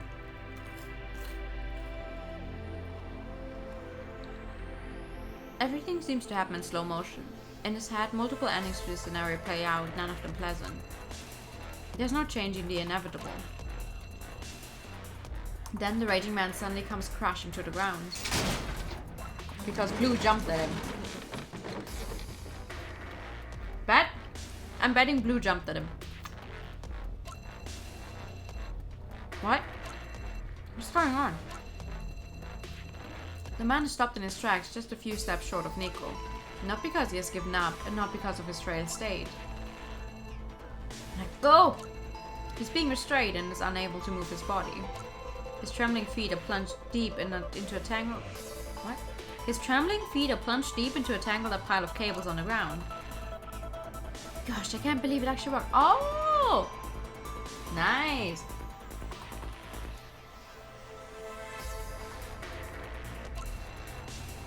Crazy creature struggles on the ground, but the more he thrashes about, the more cables start wrapping themselves around him.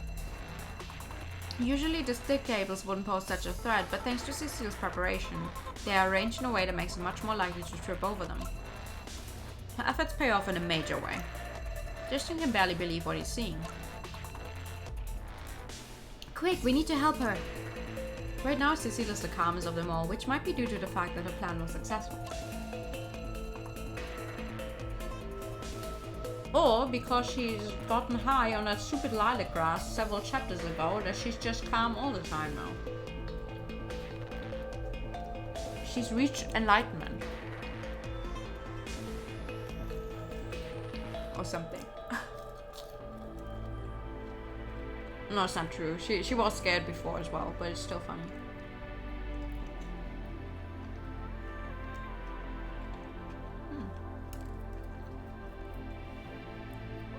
She loosens the wire in her mouth and wags her tail at Nico. Hurry!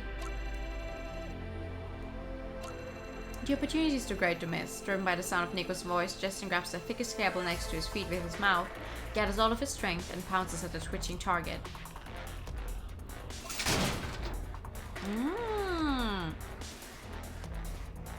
Finally! Listen, if you look on the Steam community page for this game, there's several people who have posted this specific CG. Not tagged, not spoiler tagged. I'm sorry, this is chapter 4 out of 6, so it would be deserving of a spoiler tag. And I've seen it. And I was like, what the fuck is going on here? And all the things I've thought about were completely different from what is actually happening. I really thought, like, I had a completely different case in my head just from seeing this one picture. So on one hand, I'm very happy that I was so wrong. On the other hand, like, why post such a spoilery picture without tags? That's what the spoiler tags are for. Please. Get away! He still doesn't seem to understand why his work has failed. He's at the end of his tether, so weak that he can't even shake off a few cats. Damn it, don't make me do this. You, calm down. We find a way to fix this. Cecilia's been waiting to say this, yet even after her statement, the monkey still struggles. Justin knows it's an empty promise. You evil!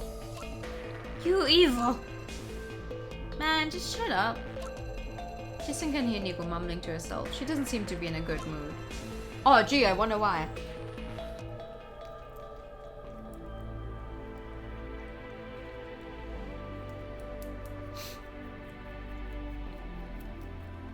There's a difference between what you're doing and what they have done. Being mistreated, becoming human, and then torturing the humans that have been put in animals. None of that is simple. The scope of this act of revenge has reached a level of madness. Wandering around this twisted fortress for the last 3 days is proof of that. All that can be found here are the remnants of a tragedy. It all ended in hopelessness long before the 4 investigators became involved. This exact scene. That's the text box I've seen. I was so fucking confused on what could be happening in this case, that there's 4 cats and some guy on the ground. But also, the proportions are off. The proportions are off because if you look at the cat's size, they would be like the size of his entire torso. Oh wait, no, it's never mind. It's a children's body. It's a children's body. I forget. They abducted children.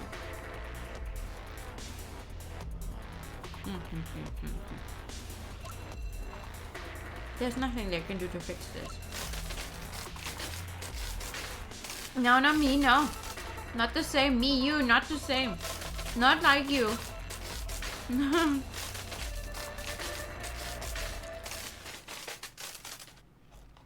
No, we're not the same. I wonder how they're going to get their own bodies back now, though. And now for the afternoon news. The Yamato Animal Service issued a statement yesterday. Following an anonymous call, the service found a large number of stray animals at a construction site in town. After a nightly emergency operation, most of the animals are now emotionally stable. At this point, the disappearance of pets in the city over the last several months seems to have been resolved. The association said that they've been working together tirelessly with provincial organizations to raise sufficient emergency funds, and that these animals will finally have a safe and stable place to stay. Wow! The Mato Animal Control Service has published a list of pet hospitals and veterinary clinics that are temporarily listing rescued animals on their official websites. Please contact the association to help the owners recover the pets. Awesome. Things like that fill my heart with joy. Oh, they got the... Nice, we're back in our own bodies. Good. Yeah, something is better than nothing, I guess. It's amazing how you guys can make such a huge deal out of a simple investigation. Maybe I should stay away from you from now on. Whatever you say, boss. I just like contradicting you. Let Scarlet take the blame. If it hadn't been for a cat, we wouldn't have gotten wrapped up in this mess in the first place. Well, we do take on those kinds of investigations. Don't say that. It's my fault this time. If we had ever discussed what to do in case of an accident, we wouldn't have made such a mess of it. I guess I was mistaken. What you're saying is true, but our nerves are still on edge. It'll take a while before we can all calm down again.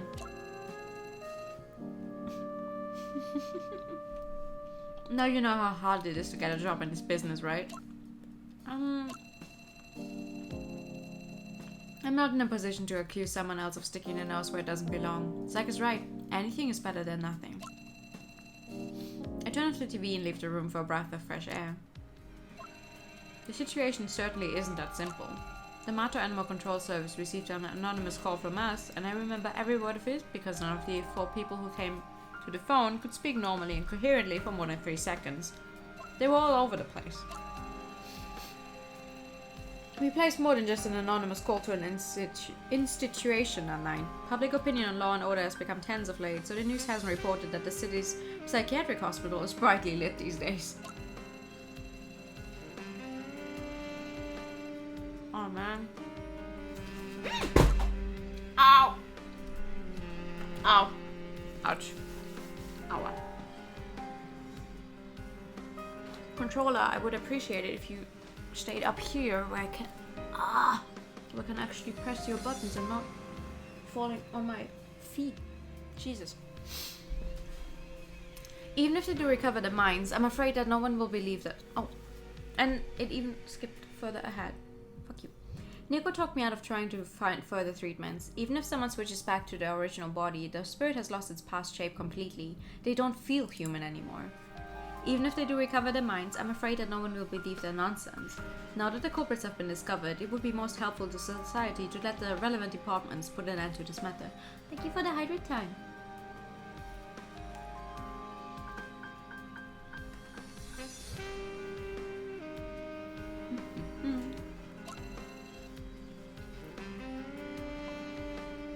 I wonder if that guy knows anything. I can't put that idea into practice though. It's never been up to me to decide when he comes and goes. Sorry, can I use the bathroom again? I keep getting this feeling that I ate something bad. Sure, I'll be downstairs. There's no point in dwelling on it uselessly. That's not my style. I raise my hand and take a look outside. The sky is clear for once. There's no one here, no one there. No cats either. Achievement unlock, a ghost in Siamese. Which means we finished chapter 4.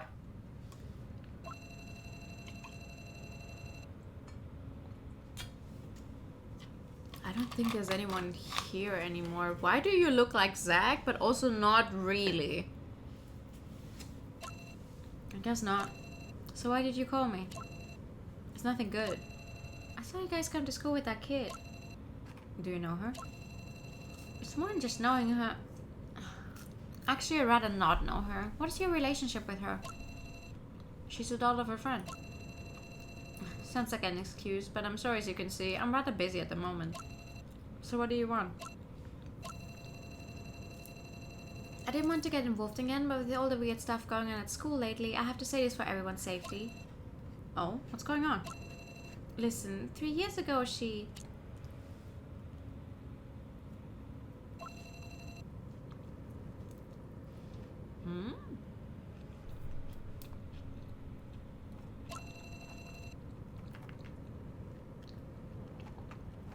Stop trying to talk. Come on, take a deep breath. I'm sorry, I didn't expect this to happen. Get out of here, get out of the way. No, there's not even a heartbeat. It doesn't make sense.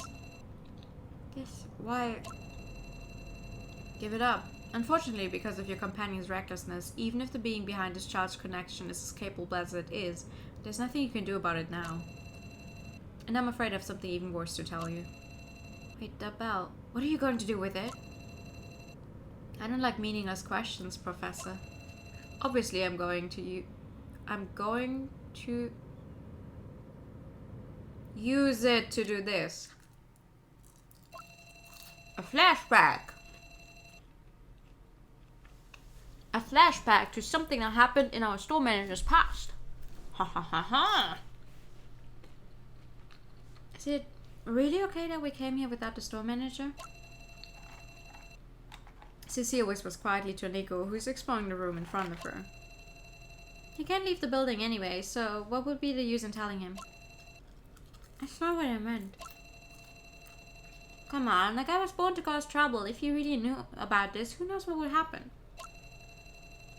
I don't think we're really in any position to say that about someone else. You're annoying. Now that we're here, let's just get it over with.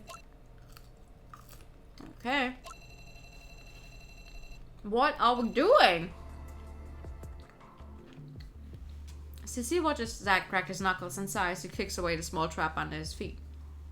Not long after regaining her senses, Nico began to repeatedly urge everyone to start this investigation. This made Cecile very curious. Even though Nico has agreed to be a member of the investigation team, she's never taken the initiative before. She doesn't know why Nico suddenly cares so much, but Cecile obviously couldn't let such a young girl go off on her own to what was once an incredibly dangerous place. Even if the young girl is much more experienced than herself and the factory is empty and peaceful once again. Without the hollow barking and howling, the place suddenly feels so empty it's now a different kind of scary. The lights haven't been repaired yet and are unlikely to ever be, and the group is illuminating the place step by step with the light from the phone screens.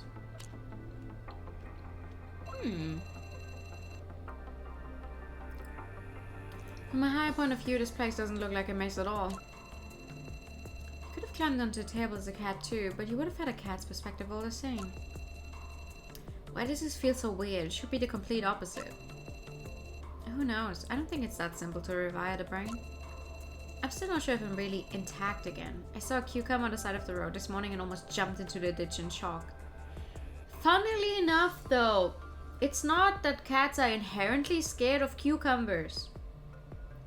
The reason why the cat is scared of cucumbers thing came to be is because people surprised them with the cucumbers while the cats felt safe. A cat will not eat unless it feels safe where it is. So it's an asshole move to put something behind them where it's not in their field of vision suddenly, so when they're still feeling safe from, eating, and then they turn around, suddenly there's something there that shouldn't be in their safe place, which they looked at before and were like, is this safe? Can I eat? Yes. Which is also the reason why I don't find the hee cat jumps into air because of cucumber videos very funny. I'm sorry. That's lame. But we're still incredibly lucky. At least we got back to our true selves pretty quickly. I wonder if Scarlett's cat is really okay. It knows human language now, right? It's just a cat, just turning over a new leaf, right, Nico? Why so silent? It's nothing. Nico shakes her head, pushing away Zack's hand that was about to pat her head. She walks over to the side of the room and fumbles carefully with something in the safe. Are you really still here? Oh, right, the book! I forgot. There was a book we wanted to take.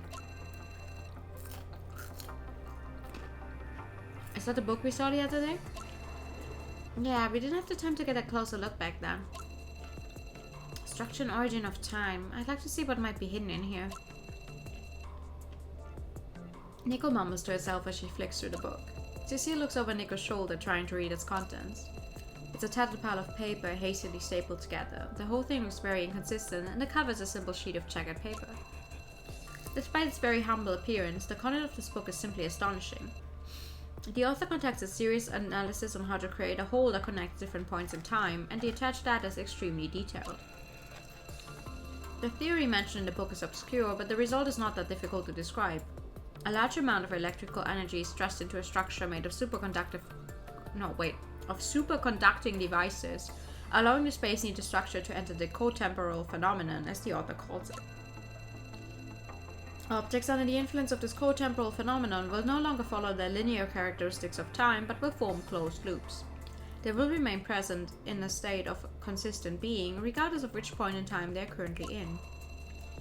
In short, as long as the device that guides the cotemporal phenomenon is placed in a different space-time position and remains open, objects affected by it enter the cotemporal state and lose the continuity of space-time, simultaneously existing in two different points in time. According to this text, it's even possible to synchronize two different points in time and have them overlap. The author describes in detail the possible configuration of the aforementioned superconducting devices. However, he also points out that the power requirement for all of this is so immense that today's basic technology isn't equipped to handle such devices. Interestingly enough, the book seems to be classified as theoretical physics, but the author uses words such as prototype and reference sample, as if the results of some kind of ongoing reverse engineering are being reported. At the moment, we cannot find a device that could serve as a power source. This little box could potentially be used as a weapon, but it's so much more than that, brimming with limitless potential and endless possibilities. After reading this, I don't think it's a good thing to understand this content anymore. But it's necessary. Haven't you noticed that the place looks different? That was us. No, I mean an actual person. The cluttered room is indeed a little different from how Cecile remembers it. She examines the corners of the table carefully, noticing a gap between the table's edges and where the dust has settled. It gives her an uncomfortable feeling. Cecile can't remember moving any of these things. There may be a lot of weird coincidences in this world, but a couple of TVs don't make for such an amazing machine. This is something different. You think we're not the only ones who know about this place? It's just my intuition. It seems so unnatural, as if someone is trying to protect this place by always keeping it in the same state. Normally, an abandoned factory wouldn't still have electricity everywhere. Who's there? Huh? What the fuck?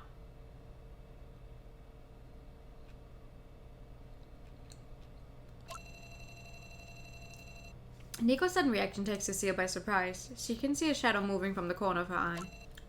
What's wrong? Hey, talk to me. Forget it, we have to go after it. That was a child. That is a child. Stop.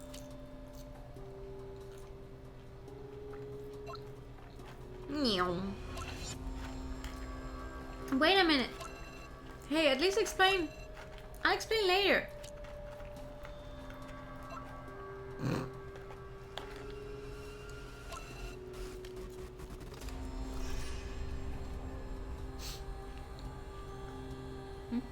I'm sorry. I should stop eating on stream.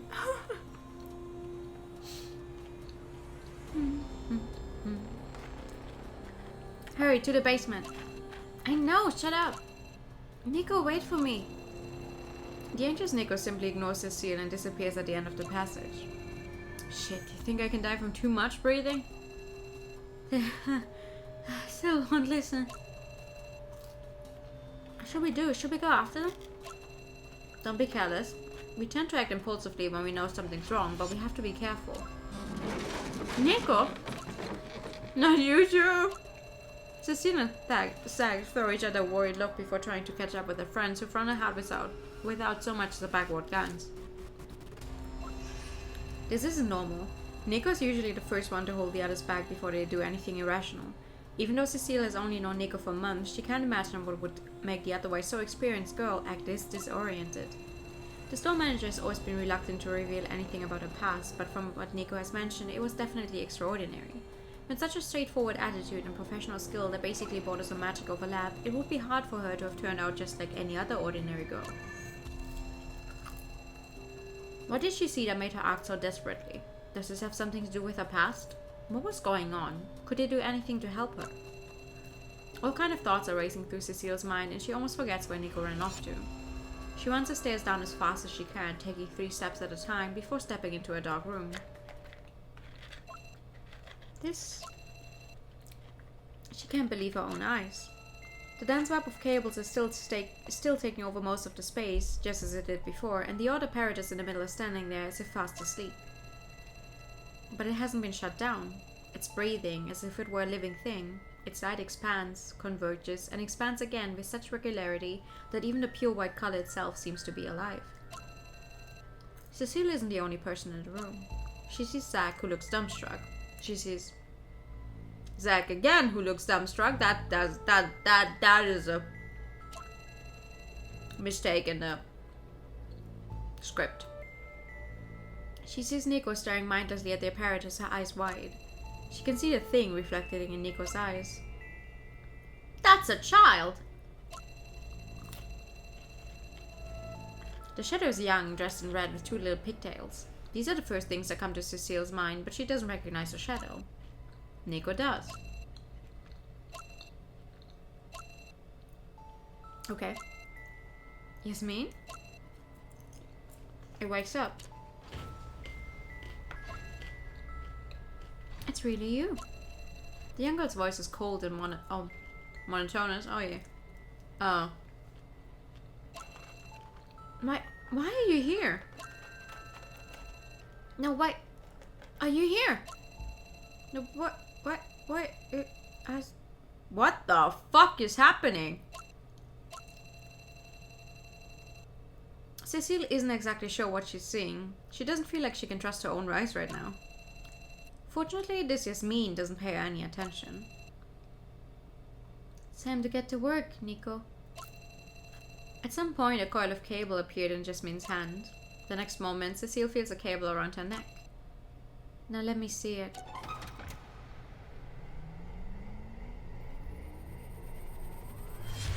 What?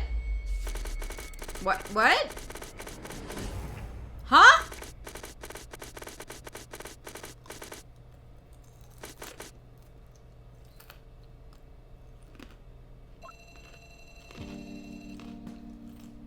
Huh?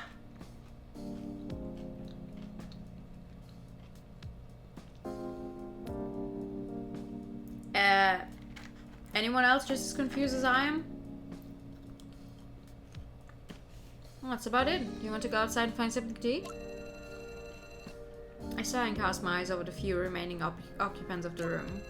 They don't react, but the tension in the air has finally subsided a little. Oh, we know Wolverine!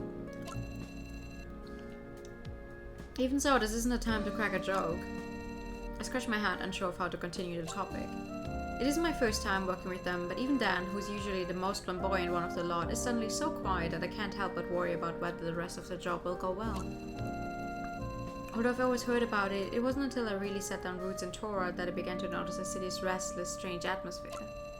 An uneasy feeling of hope is hidden beneath everything. Pedestrians and taxi drivers I chat with seem rather detached from everything around them. In any case, Tora isn't an isolated pool place, and it has recently begun its plans to open bridges to the surrounding economic centers, so there's little reason for such gloom to be hanging over it. Thinking of it that way, the city's recent state of affairs is very curious. You going to grab a bite somewhere else? You know you could eat here too. Jasmine suddenly opens the door and pokes her head in, looking like she must have overheard our conversation.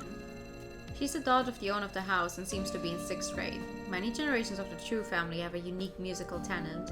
This little girl has been hosting our group of freaks on behalf of the busy father of hers. I'll go down to buy a pack of cigarettes first. You guys should pack up. Okay, I'll change my shoes.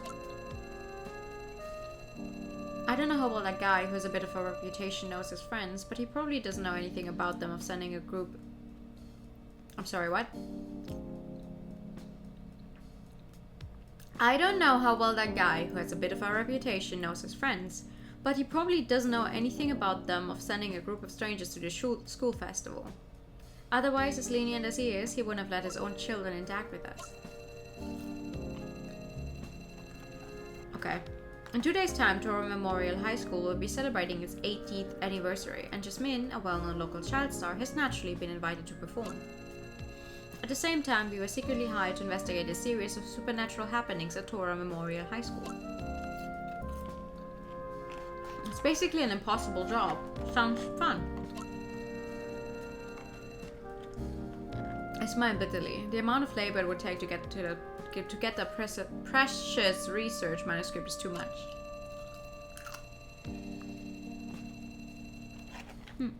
Scarlett's probably doing it for the firm, and Dan is doing it to return a favor of helping him get his citizenship. As for Nico, as long as she can get out of that orphanage, she probably doesn't care where she goes. We've been called up many times for similar reasons. Nico was the last new member to join us, but I already know about the other two strengths and weaknesses from past jobs. I sell my knowledge, Scarlett sells a quick tongue, Nico sells her talent, and Dan is often the only one who actually faces the danger. This combination certainly doesn't lead to any serious and decent jobs, so the fewer people who know this inside scoop, the better. The head of the Chu family has entrusted us with the task of looking after Jasmine during the school festival, and we are left with the knowledge that there's a tiger lying in wait, which is pretty stomach churning. I'm going down to buy a pack of cigarettes. You guys should hurry up and pack. Huh? Oh, okay. Okay. Oh, wait, huh? Why are all of them so shocked? Why are you suddenly practicing your vocals, Nico? Does Jasmine singing inspire you? No, I... Stop talking gibberish, I'll see you downstairs. As long as they remember what they have to do, this should all be fine. I'll get used to working with this bunch of weirdos pretty quickly too. There's still a lot to do today, but I should get in shape first. I open the door and try to get a few breaths of fresh air. It's finally gone. Oh. The little girl hides behind the door and breathes a sigh of relief. His body's very small, which makes hiding extremely easy, but the body size is obviously a problem. His strength has returned to that of a child, and he's having mixed feelings about it. Even the door is heavy. Setting aside the age difference, children who grew up under different circumstances are decidedly different. His childhood, while not extravagant, was acceptable. At least he didn't have to clean his own place or run from the police on the streets or be chased to death by the person who owned his wallet, and the difference in exercise has caused very different muscles and physiques to develop. He can swing his arms and legs as he usually would, since that would look as if he were trying to swim in mid-air. His body's also a little too light, so he has to be careful not to run into walls. He feels worse than he would in a straitjacket. What is happening? Who is in Nico's body right now, and where are we?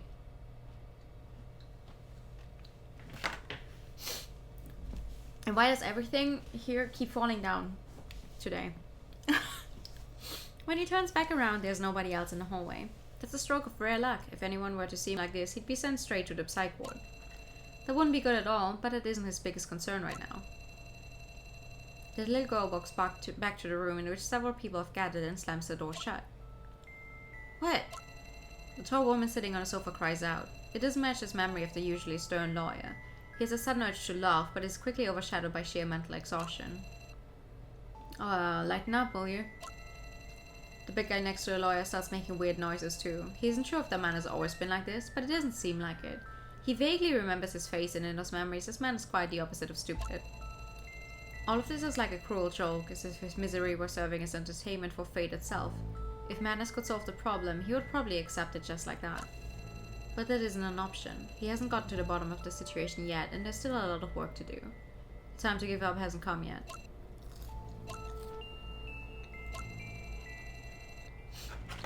The two of them do look very unusual, but he himself is doing much better. It isn't a question of familiarity or lack thereof. The boss and the little girl he met earlier seemed quite familiar with each other. They must know each other from somewhere or even be working together. The rest of the group, however, is a different story. As a rule, people who know each other well would not be hovering in corners surveying each other like this. Don't tell me. You all change bodies, isn't that obvious?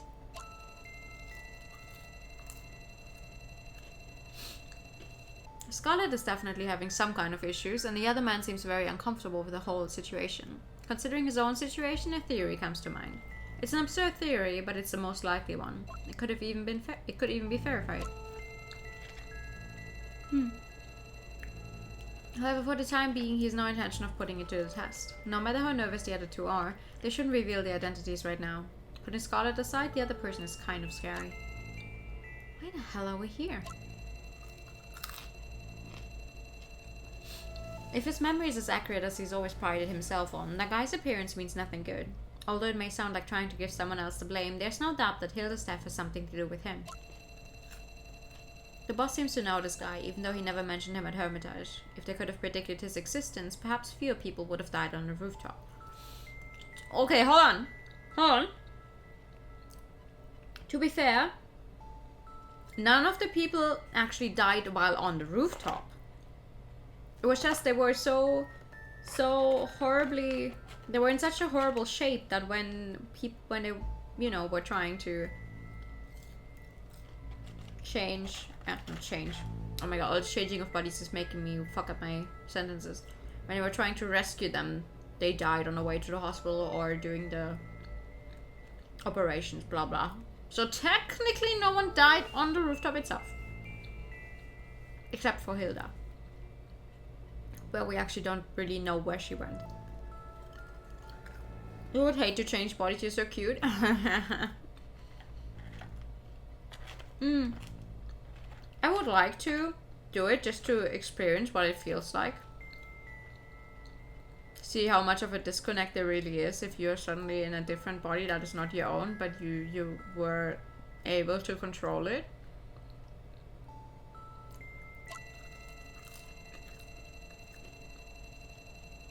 The so-called Suleiman's dust was quite effective. If he knew about it, he could have at least told them that such a thing existed. However, the boss never said anything like that. In other words, this guy seems pretty dubious. So in Nico's body right now is Justin. What should he do now? Should he continue to pretend to be Nico or avoid the other two so as to not arouse suspicion? He weighs the pros and cons in his head, but standing still like this might be even more suspicious, so that gives him little time to think. He should find a place to sit down and wait for the others to make their move. He deliberately glances out of the window and slowly approaches the sofa on one side of the room. However, the whole thing doesn't go as planned. That should be all. Huh? The young god's voice is coming from behind them. The door he closed himself just moments before must have been opened again very quietly, allowing the little girl to slip inside. Even if she has the key, the door lock should still have made a sound when she opened it. Although it was just a basic precaution to ensure they wouldn't be overheard, she overcame it a little too easily. He turns around and surveys her carefully.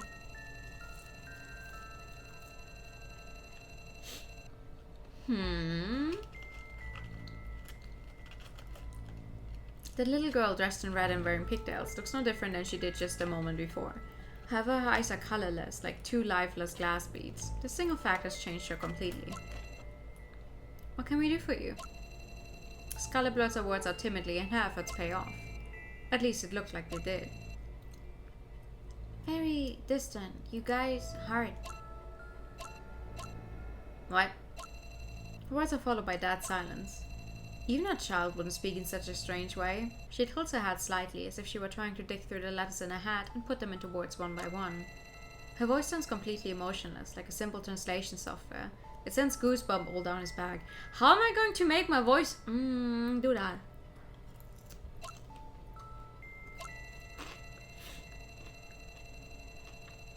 Even if it might only be delaying the inevitable, something has to be done. He hasn't grown used to his dainty fingers yet, and the clothes wrapped around his thin body don't have all the tidbits he is used to carrying around, but he has no intention of using such obviously hostile tricks here anyway. He has to find a way to keep the conversation going so he can get us some more clues. He sidles towards the back of the couch, trying to make himself look more inconspicuous. However, his mind betrays him as ominous memories start to emerge. Yes, he's seen this kid somewhere before. I mean, yeah. A second ago. You don't... Ignoring everyone's dismay, the little girl walks to the center of the room and stares straight at the remaining people, her two eyes strangely meeting everyone's gaze at once. The lights begin to flicker. It may just be his imagination, or it may not. He hopes it's the former, but things don't always go as planned. She drops the second bomb. Hello, Cecile, Zach and Justin. Chapter 5! Phantom! Okay, I have to try and make her speak in a monotone voice.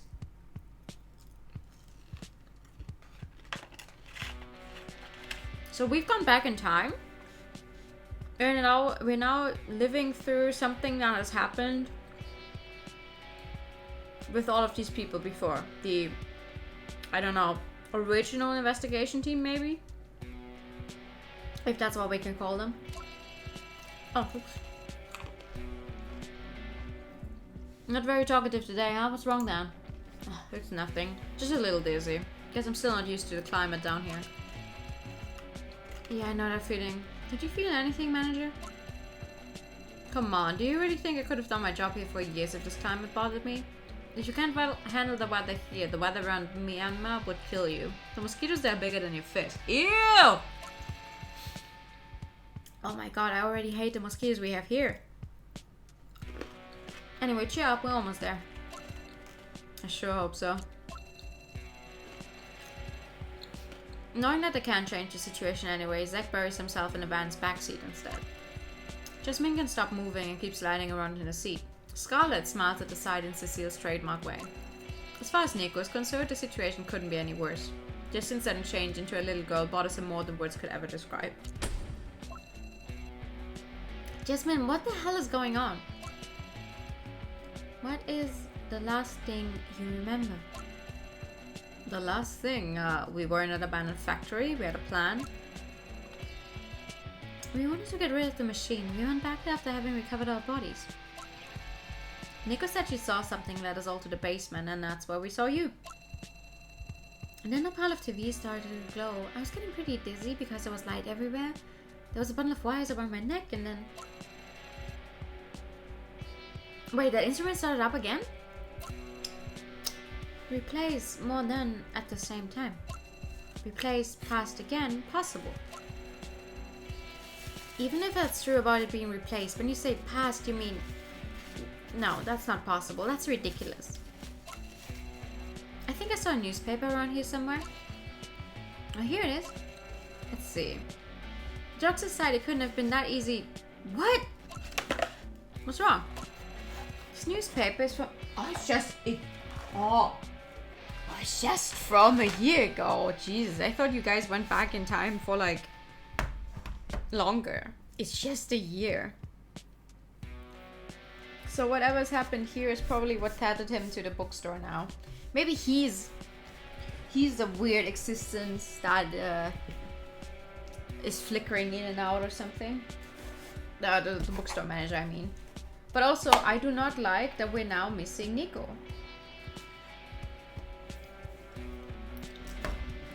Like, Nico's body's here, Cecilia's in Scarlett's body, and Zack is in Dan's body, but where is Nico?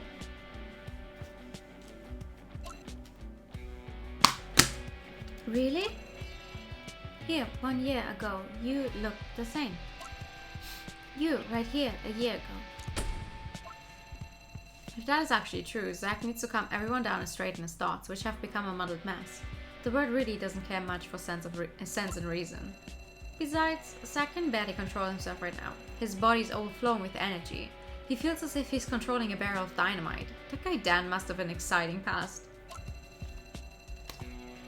His brain still needs time to get used to this new body. While Zack has basically switched from an average racing car, just in driving Nico's body must be like changing to a tricycle.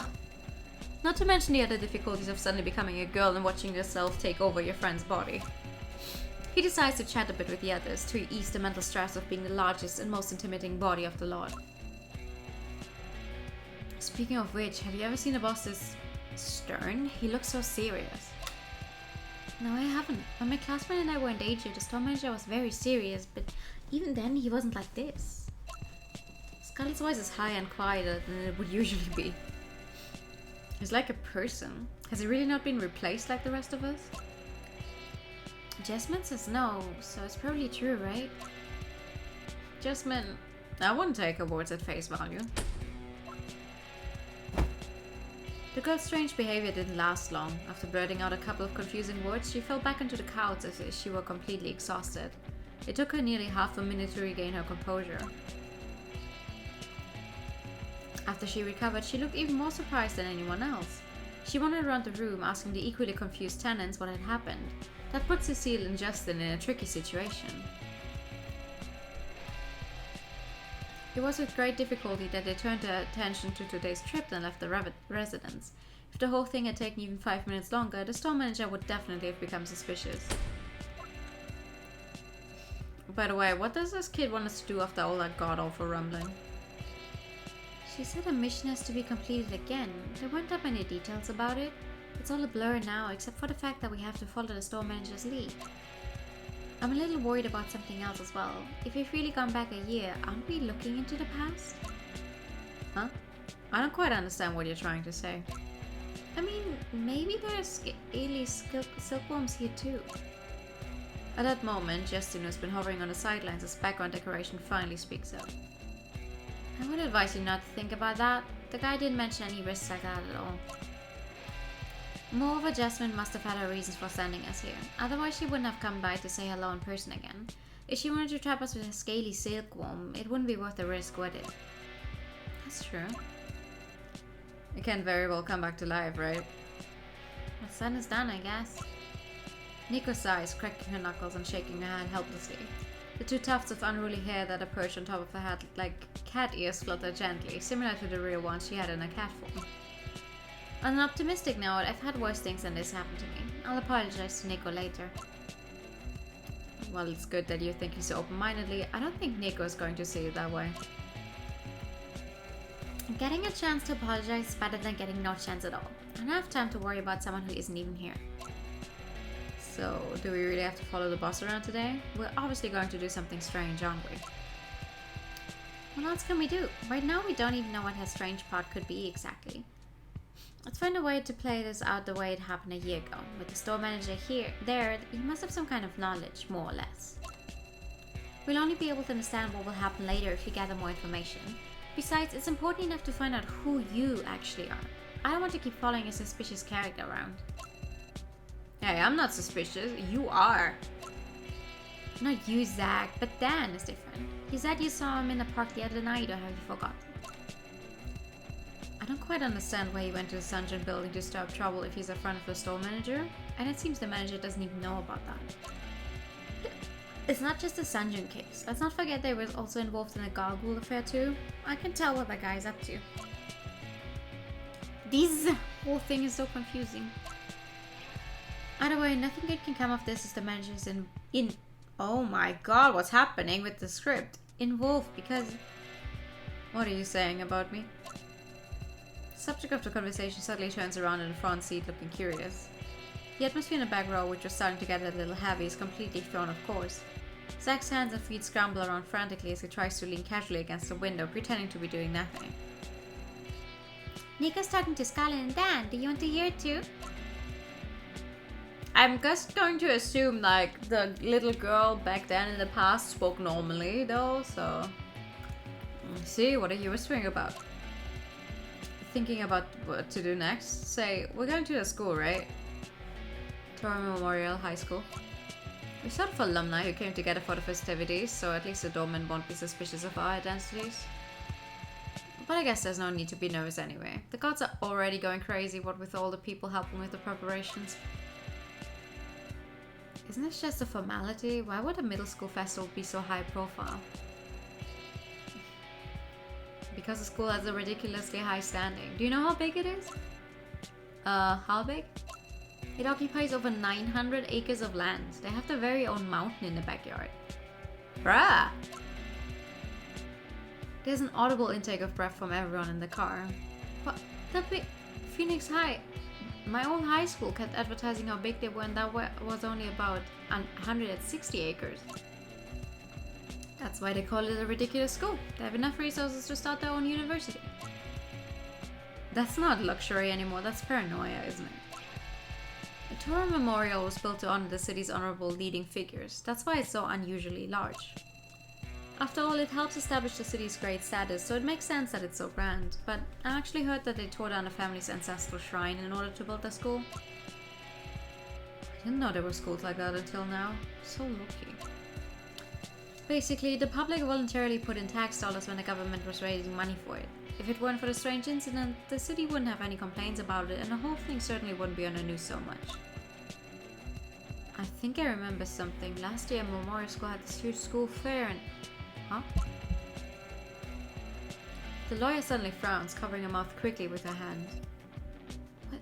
What happened? What's going on? You've gone all pale. I don't know, She looks around confused as if she's lost all memory of what they were talking about just now. We can discuss all your questions later, okay? Get ready.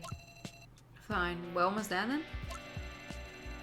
They've been surrounded by identical sidewalks the whole time, so it's hard to figure out where they are exactly.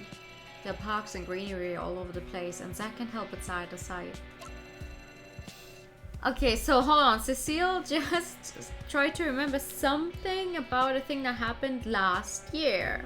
But, you know, her being from that time and us going back by 1 year, it's fucking with the timeline now. Great, lovely.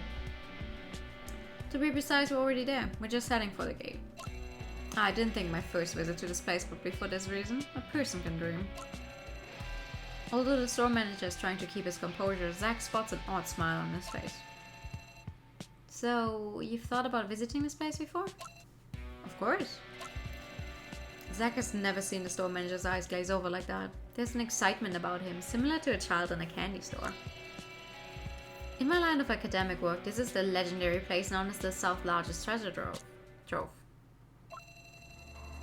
After getting out of the car, we walk for almost 500 meters before we actually arrive at the school gates. The brawl around the place goes on, seeming like it might never end. Toro Memorial High School must be a sign of glory for Mato's spoiled parents. The city's residents have built a very own castle in the sky as a sign of pride. That's Toro Memorial High School for you. It goes far beyond anything that would be necessary for a middle school, both in terms of the space and faculty.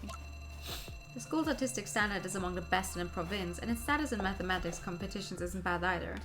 In the south, the name Toro Memorial equals excellence, and the students' grades are only part of the equation. Both a huge investment in resources, the education students receive here is next to no other. However, that isn't the most impressive thing about it. Because of the school's long history, it has become a worldwide success. The graduates, scholars, and business tycoons associated with it are numerous. Even a couple of sons of famous warlords have attended the school. They don't just accumulate knowledge here, but many more practical things as well.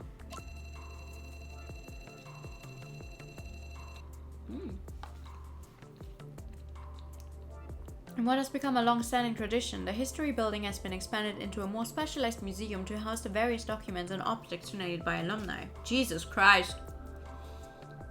Imagine other people have to go to a library or the closest museum to look something up, or go to a library to look up old recordings, and these people can just go to the very own museum in their school. What the fuck?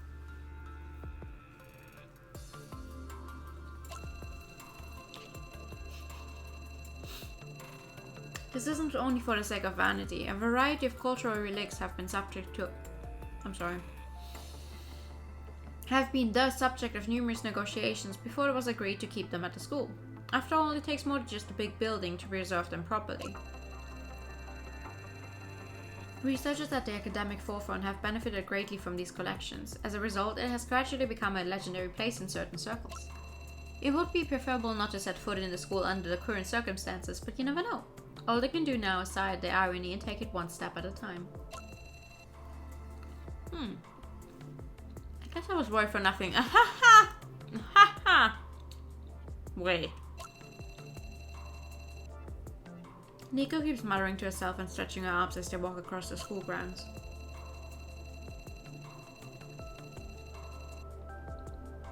You know your attitude is going to rub off on Jasmine. A lot of people will be arriving here over the next 2 days to prepare for the school festival. The janitor should know something about the school arrangements. Huh, really?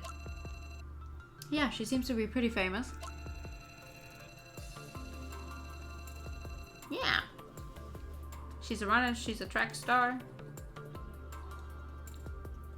No, she's not a runner, she's a child actor.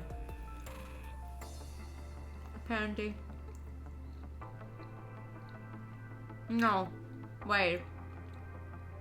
She plays some kind of instrument, but she's a child star, not an actor. We sent Jasmine to the auditorium to prepare. She seems overly happy to begin rehearsals for the festival, as opposed to the rest of us who have to bury our heads in the investigation.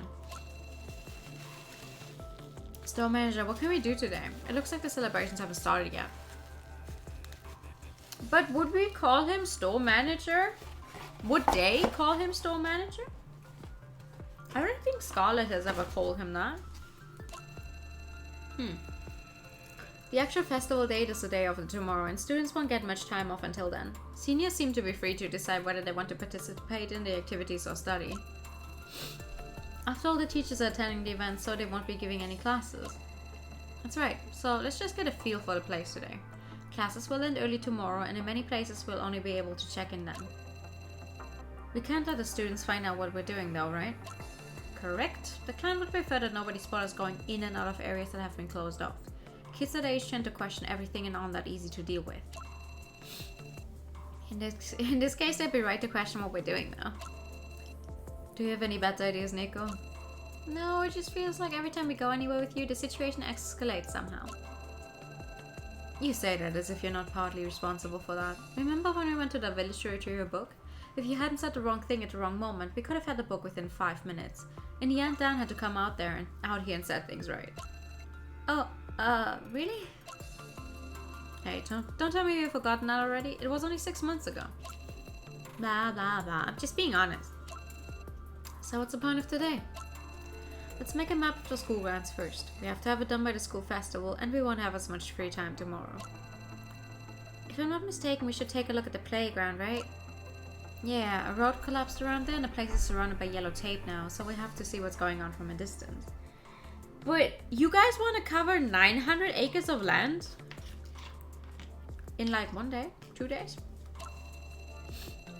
And then there's the case of vandalism in the school building. It's probably just a case of plain old vandalism, but the fact that the floor was dug up goes beyond a regular person's abilities. The damaged desks and chairs have been replaced, but the walls and floor are still intact. Well, we can't go in while the students have classes, can we? According to the data, similar have been found near the history building and the library. Not many students hang around there, so we can check them out. As for the flattened animal carcasses that were found at the foot of the mountain, they wouldn't have left them lying around. We need to search for other traces.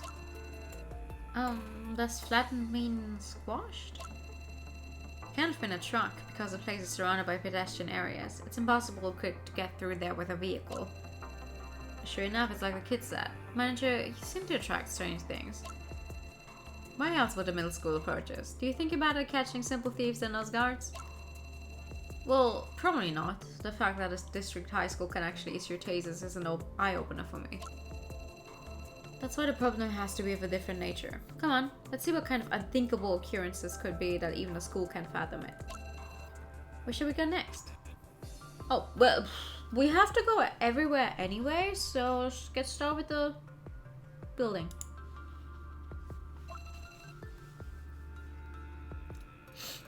I find these buildings so fascinating. None of the schools I've ever went to had these connecting hallways. Okay, first of all, none of the schools I ever went to were several buildings. It was one building. And once you stepped inside of the building, you could get to every room in that same building by taking the stairs and walking. And these is always like, oh yeah, you know, oh, this and that class is happening over in, I don't know, building C or something. And then they're connected. And these hallways, they are out in the open. I never had something like that. It feels like I am immediately reminded of the school in Planet, actually. I don't know why. There's probably lots of other buildings that look like this as well, but I'm immediately reminded of the school in Planet. Also, the staircase, the outside staircase on the right there, where you just, you know, could also go during your lunch and sit and like, what? I've never seen a school building like this anywhere near where I live. Several tall buildings stand before us at a subtle amplitude. The whole school is nestled on a hill, and the largest building is no exception. The school building is covered in red tiles that look like plain bricks. Perhaps they're just in time for the end of class, since countless students are walking through the halls, their white uniforms visible through the corridors. There's so many people that it'll be hard to get inside. I wasn't expecting to be able to go inside today. Someone would be watching us the whole time. So this is where the strange theft took place? Here and there. I recall the information I was given and pointed to 2 buildings in the southeast. There were signs of theft in the school building and in Chem Lab. Ah, the chemistry building is the furthest from us. There are students everywhere. How did anyone even have the guts to go in and steal anything? They must have had quite some nerve. That's what makes the whole thing pretty suspicious, isn't it? The chemistry building is mainly used for practical activities and science tutorials. There are usually fewer people there, but there are classes at all times, so there's not much opportunity to slip inside. At least during the day. Yes, a couple of seniors had an early class and discovered the theft. It's quite possible that it happened during the night. Even if all the damage to the tables and chairs happened overnight, it would have caused a lot of noise, right? Were there any reports from the school about that? None that I've seen, at least. Also, it's not likely that somebody punched a couple of holes in a concrete wall just in passing, so we should probably think out of the box here. Right, so do you want to go in tomorrow? Yeah, that's the plan. In preparation for the festivities, classes will be dismissed half a day early tomorrow, and there will be fewer people around. So let's keep the location in mind and look around somewhere else. Okay, where to go next? The next option we have. You know what's funny though? I mean, all of our adults here could very well say, oh yeah, we went to the school during our high school days, we're alumni, but you cannot pass off Nico as someone who went to the school. She's still very much a child. Oh my god. It's not a small field. Indeed, it isn't small. Beyond the patches of green, white paint marks each path on the red running tracks. The side in front of me reminds me of American colleges, but it's even more spectacular.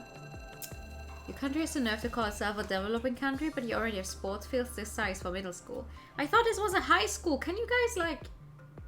It's a high school. Why does it keep saying middle school? I bet you anything that there aren't even 10 senior high schools that reach this standard. Too close-minded. I'll bet you there are 5. Football field, basketball court, badminton court. I heard they even have a beach volleyball court, but I can't see it from here. At this point, it doesn't even surprise me anymore. Hey, is that the problem that we're talking about? I think that's it. There are 3 tennis courts near the foot of the hill. However, unlike everywhere else, there are no students around. The area around the field is quiet and the entrance is closed. The school must have recently sealed off the entire site. I have a feeling whoever was working on the script here just fucking was so done. Just like, yep. Because the typos are getting more and more frequent. It isn't surprising. Half of one of the 3 pitches is occupied by a pothole. At the moment they're saying it must have been some kind of landslide, but as you can see from the mountainous terrain here, even if a rock rolled down from above, it wouldn't create that kind of crater in the ground. It would be more realistic to attribute this to a meteorite or an aerial bomb. It doesn't really matter, the students will get suspicious either way. Hey, it looks like something's flashing down there. It's a simple crater. There's no way a meteor could hit the ground quietly, but no one heard anything of the sort on the day of the incident, and I don't think the average meteorite crater would be this deep. We can't see much from here, so should we go over there and take a look? Forget it, that would be too suspicious. 4 people checking out a forbidden area of the grounds? It probably won't take more than 5 minutes before somebody notices that something's wrong. Alright, you're the boss. Okay. Library. I like libraries. We really should have come a little later, shouldn't we? It's so difficult to get anywhere right now.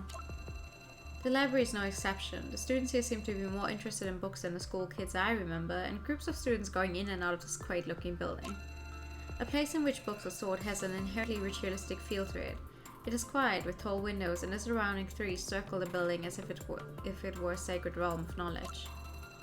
I wasn't joking when I said university-level resources were invested, and these 6,000 square meters of space are proof of that.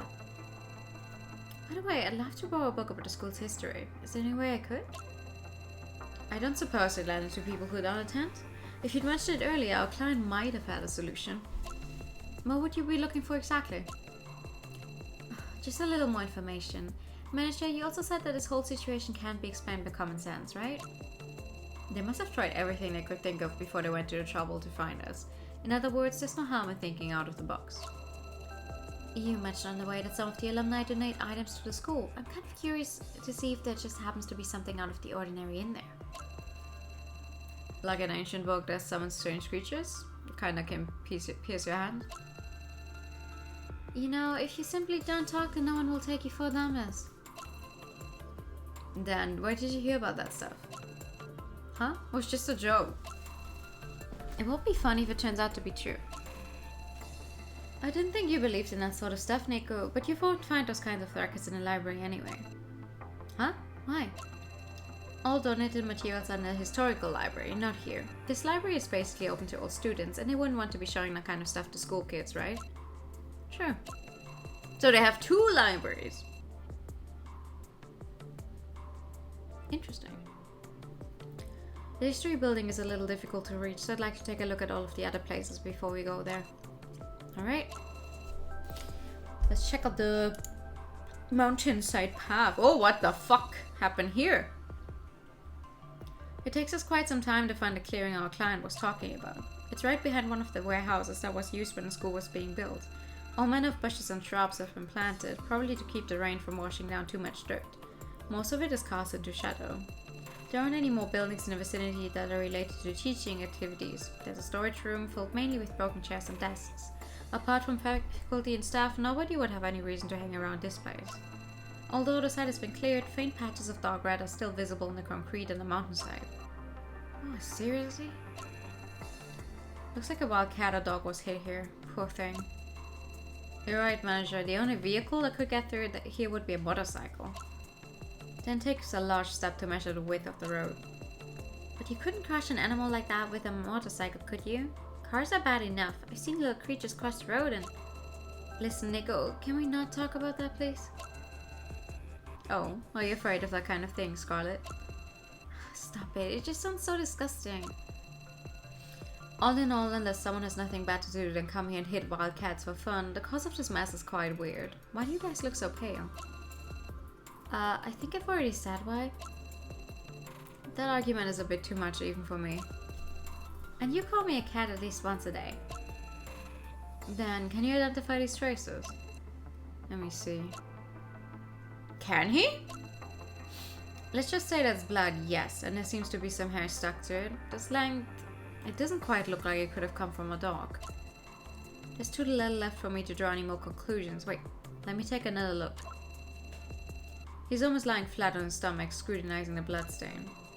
Some of the hair is so bent that the bodies might have been dragged away after the blood had dried somewhat already. How should I put this? It's like when you press something hard against the ground and simultaneously pull it to the side.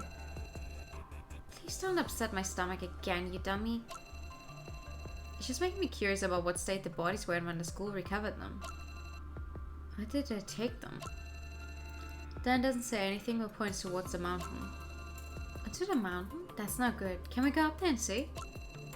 The back of the mountain is usually pretty much sealed off. Can you see the wire fence in front of those trees up there? Is it because of the temple? Good memory. I think that must be it. Besides, it would be too dangerous to have unsuspecting people wander into the woods. Okay, so, but... about the whole situation. You can't tell me that they're this good at playing people... They're not. Like, I would argue Cecile could imitate Scarlet to an extent from the few times she's met her, sure. I would argue that Justin could imitate Nico pretty well. But how is he making up a personality for that? And how is the store manager not noticing that something is wrong with his companions here? So weird, you wanna Pikachu? Okay. Pikachu. Peka peka. Pikachu. I wish we weren't unsuspecting people ourselves. We won't be, at least not for now. If it becomes necessary, we slip past the guards. You just announced you might commit a crime without even changing your expression. You really are a tough guy at heart, manager. From what you're saying, we'll either have to face an opponent who weighs over half a ton, or they're just psychopath. Either way, we mustn't act rashly. Makes sense. Should we inform the school? The school probably knows more about it than we do, and I'd like a chance to ask what it's like around here on a regular basis. Maybe get some insights. Let's go and check out some other areas. Yeah. I mean, we only have one place left.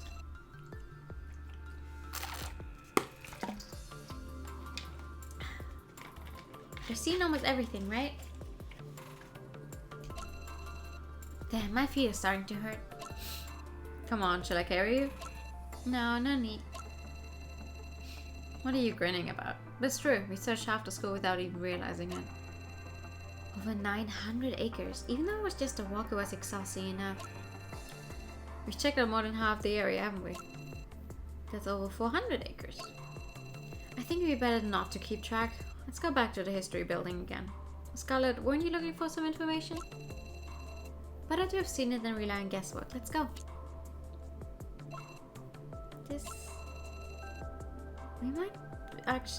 We actually might be better off guessing what's inside. The history building wasn't hard to find. It takes up a corner of the grounds, connected by 3 or 4 little roads. It's quite a show-off. However, the interior of the tall building in front of us is a different story. Whoa, is this a school building or a bank vault? This is just too much. Have you ever seen a bank vault surrounded by tape? We might have somewhere far abroad. Well, that's not the point. Even if there is a really precious item collection in there, this isn't normal. More than a dozen security guards are standing in front of the door as if they were on the verge of an attack, and every one of them is armed. The weather's seemingly hot, but they're still armed to the teeth. No normal museum would ever receive this kind of treatment, and a few students are pointing and keeping a distance. You know, all I heard was that something went missing from the school. I didn't know it was a Saint Lupin who stole them. Don't ask me. Our client didn't say anything about this. We gotten ourselves into another one of those situations, haven't we? Doesn't look like there's another way in. The more questions you ask, the less of them I can answer. Should we try to get closer? No, let's not poke the hornet's nest. Dan throws his hands up in the air in defeat. Calm down, those guys are just doing their duty. Oh, hello! Then I suddenly hear a steady voice beside me. Ah, the principal. I didn't know you were here. The middle-aged man suddenly appeared next to us, accompanied by a female student. His expression is serious. He's dressed in a formal suit, the inside of his shirt barely hidden and drenched in sweat. The girl next to him looks tired. Are these the helpers you mentioned? They might prefer to be called companions. I guess you don't take age into account in this line of work, do you? His gaze lingers on Dan and Scarlet for a moment before it moves on to a silent Nico. I'll try to find a place where to go to school at when she's done with her work on this job, so don't start talking about child labor. If you like, you could consider attending our esteemed school. Just call me Nico. Nico? I mean, our school would be a great place to further your education. Think about it. After all, I'm very grateful that you got involved in all of this. Please give me the opportunity to repay you for your efforts. Nick was frozen in place, her eyes wide, clearly at a loss for words. She probably isn't used to such kindness, even if it's basically a fair trade. You better not regret that offer. You probably don't want a kid who can wander around your school service like she would her own backyard to stay here for 3 to 5 years. Well, you just need to lead talent into the right direction. He starts laughing loudly, revealing his confidence as an educator once again. We'll talk some more later. Even if it's a favor, it won't count until we finish the mission, right? The principal's smile becomes a little more genuine. Speaking of getting things done, you seem to have raised the bar when it comes to security around the history building. Could you tell us why that is? After all, we're going to, I'm trying to get some more information from our client. I suddenly realized that there's a stranger present. It's okay. She's the student president. She's very reliable. I was just about to explain to her the situation to her and have her show you around the place. Oh, that's nice. As you know, this year's 18th anniversary celebration is even bigger than usual, and I simply can't spare the time. I nod understandingly and turn to the girl who's standing next to the principal. In that case, I'm going to direct all of my questions to you. What's your name? Quinn, and I'm happy to help. Yeah, you look like a student council president. Student president shakes my hand politely. Dan, who's watching us from the sidelines, suddenly starts shaking with laughter.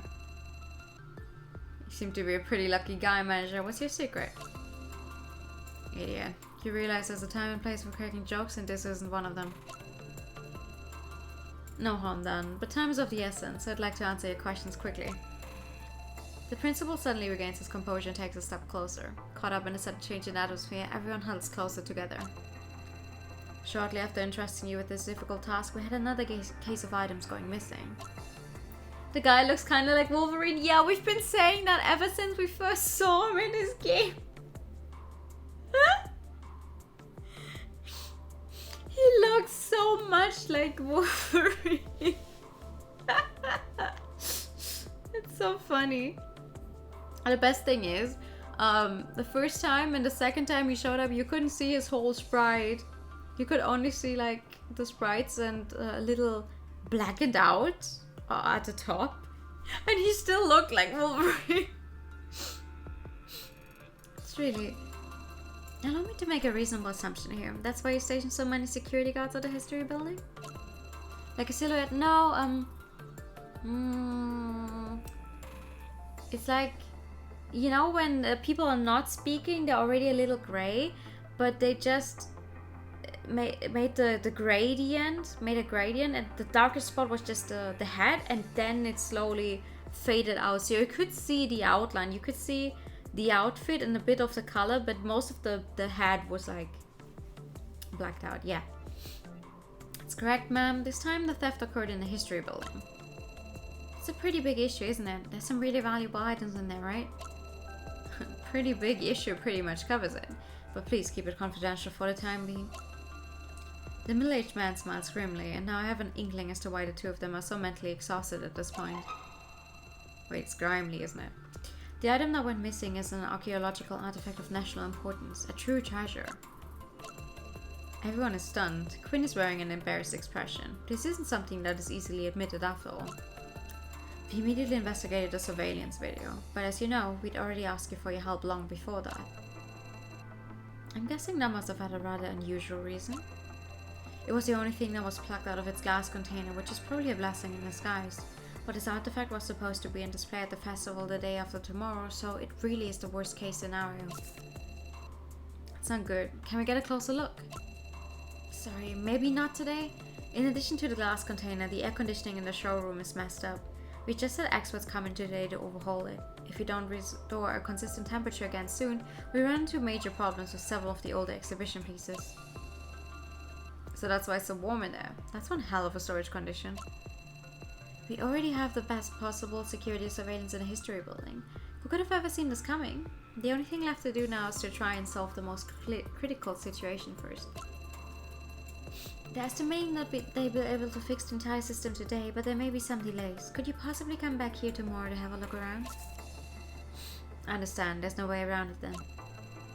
We still have to deal with several heads of departments who would like to inquire about the crime. Please excuse me.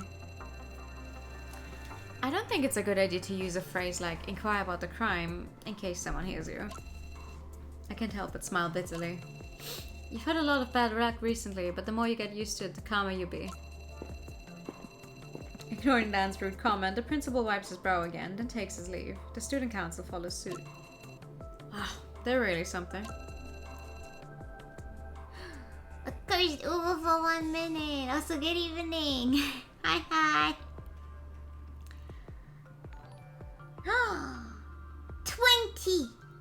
20 months while I was cursed with the Uvu. Thank you so much for the resub. Wow. Hot damn. 20 months is a long time. Woo! Scarlet and Nico elbow Dan in the ribs at the same time. So that's what's going on. No wonder there's such a crowd around here. New variables have suddenly been added to the situation, and I can't help but worry whether we're prepared enough for tomorrow's investigation. We are! Oh my gosh, 20. Yeah, 20. Uwu is more blessed than cursed. Well, the thing about the cursed Uwu is that you never know what you will get. It's like whichever thing I can get out of my throat at the moment. With the noble Uwu, it's like, okay, I know exactly what to do with my voice. But with the cursed Uwu, it's always just like, whee! It's like spin the wheel, and you throw a dart at the spinning wheel, and whichever one it lands on, that's what you get. Very pog, yeah, 20 months, that's... Wait, when did I start? I started streaming in January last year. So, that is quite some time, yeah. How about it? Should we retreat? No, it's not time for that yet. It's better not to give up on commissions you've already accepted, and I don't think it's as simple as that. Standing around here won't get us anywhere. We can talk about this whole thing some more when we get back. I let out a long sigh and followed the crowd towards the school gate. Oh! You only started January last year?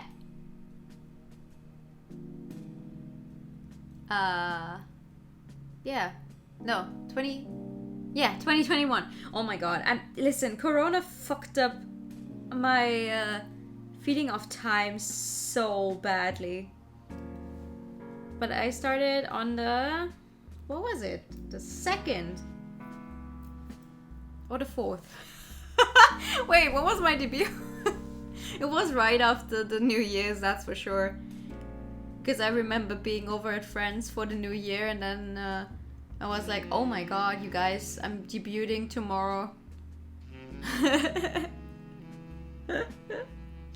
And then during the debut, Twitch chat died. Like, Twitch itself was fine, but no one could write any messages. That was fucked up. It's cool, yeah. In a few more months, it's going to be 2 years, actually. That is fascinating to me. Time goes by really quickly, but it's so much fun. Today was really exhausting. After dinner, Nico instantly lets herself fall onto the sofa. For some reason, Jasmine doesn't seem to like her new friend and keeps pulling at her hair. Within a few seconds, the two have started to fight on the sofa. It must be nice to be young. God, my shoulders are sore. Do you want me to give you a massage? Shut up. You're boring. Seems like Scarlett and Stan have suddenly become unusually familiar with each other, but I have no reason to ask them about their private matters. Stream where you got affiliated, Twitch chat died too, which was unfun. Right! That is so weird. It's like you're planning something big or you're having a fun time, right? And then that's when Twitch decides to fucking die. After all this time investigating things together, it wouldn't be surprising if something happened between the two of them, I guess. The weirdness of my own thoughts is making me more confused. In an attempt to get them out of my head, I sit down on a small sofa and pull out my laptop to organize my schedule for the next day. Is this an illusion, or did you actually make a list of 3 days worth of workload that we didn't have time for today? Nico's head appears next to me, her expression becoming even more desperate. I know there's no way around it, but this might actually kill someone. There's really nothing we can do about it. Also, we don't have 3 days because students don't get off school until early tomorrow afternoon, so we only have half a day available at full capacity. That's even more of a problem. Let me see. Scarlett takes my notebook and sits down on the sofa's armrest. Check the state of the playground and school's history building. This really has to wait until the place is emptier.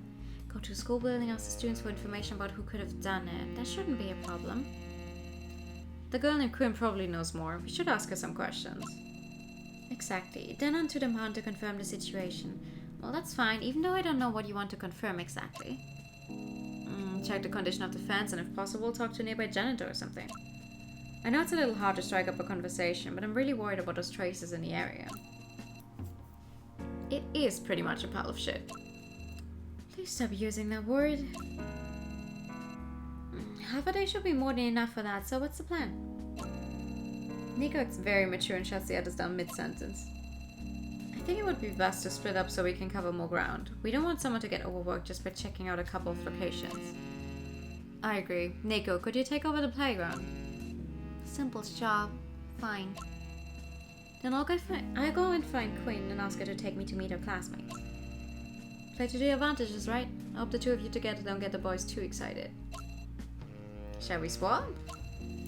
I'm not sure I can deal with kids that age. I think it would be better suited to checking out the history building.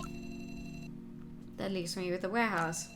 Then rubs his forward, making him look like he doesn't quite know what to do with himself. Some thought pops up in my mind, but maybe it's just the exhaustion from all the work we've been doing. Act like a foreigner. Just go over there and have a look around. Pretend you don't know anything if someone asks. That should give us a better chance of pulling this off, right? You're right, but I don't have to pretend to be a foreigner. I am one. Yes, yes. Please practice your Spanish accent some more. That's easier said than done.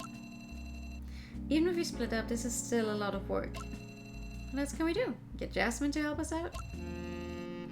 Forget it, they'll sue you for child labor. But Nico's working just fine. I'll sue you for differential treatment first. So be it. Take this one step at a time. There's no use in guessing blindly. Since they've hired us to catch the culprit who stole those artifacts, we need to analyze the situation properly. Indicated the conversation as we come to an end and prepared to return to my room. Oversensitive nerves won't help the investigation. Everyone seems to be in a strange mood today. I guess I need some time to adjust. Jeez, other than that, I think grabbing a shower is the most youthful things you guys can do right now. There is no way grabbing a shower is the correct way to say this. Just grabbing a shower? I don't think that's how you say that. What the fuck? This will not be the end of it. It no longer remembers exactly how many places it has been to. Hot and cold, frost and hail, the scenery around it is always changing. It never stays attached to anything, nor does it ever have any impression of where it is. Maybe it simply doesn't care. From the moment it possessed consciousness, it was never blocked by any walls, so it was destined to be a mere passerby in all places. But even so, there is something it wants. This will not be the end of it. But listening to that voice and hanging around for a while longer isn't so bad. What the hell? The detective creeps closer to his target. More than half an hour ago, the last bell rang for dismissal. Just as expected, Toro Memorial High School announced the end of all classes after lunch. By now, there are only a handful of people on the playground who are packing up the last of their things. Although his body has caused him a mountain of trouble, at least it's very inconspicuous. If he were his 20-something-year-old self, he wouldn't have been able to approach so easily. Thank you for the every time. The trick isn't really much of a trick at all. As long as he acts as if he knows nothing and doesn't do anything rash, nobody will meddle with a kid.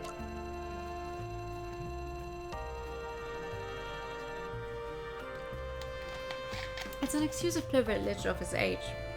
If you're too young, people will be concerned. If you're too old, you have lost the right to fool around too much.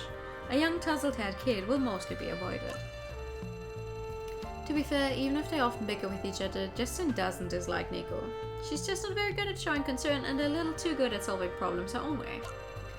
But that doesn't change the fact that Nico's more adept at mixing with the crowd, and it seems to him like the precocious girl who once wandered the streets employs these techniques as easily as breathing, which makes him wonder more and more what the girl has been through.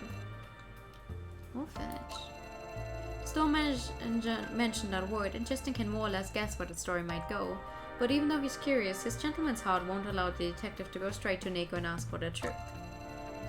There is no way for the detective to stop the tragedy from unfolding, only to get it over with as quickly as possible. Never mind, it's business as usual. The true extent of the damage to the tennis courts can only be examined up close, and the term ground collapse is so confusing that it masks most of the danger. We've seen real craters in photos, and they resemble the pits made by artillery shells, mostly in the shape of a shallow bowl. The shockwave would lift up the nearby soil, and its size was determined by the intensity of the impact. But the trail of destruction before him is entirely different. The hole in the ground is almost perfectly round. The collapsed sidewalks look like candlesticks that have been burning for a long time, melted away. Touched by a hot iron ball would be a more fitting description than hit by a stone that caused a pothole. Their characteristics are completely different.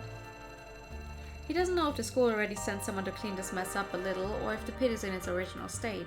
Justin can find so much as a single piece of debris around the place. The scene is so clean that it's frightening.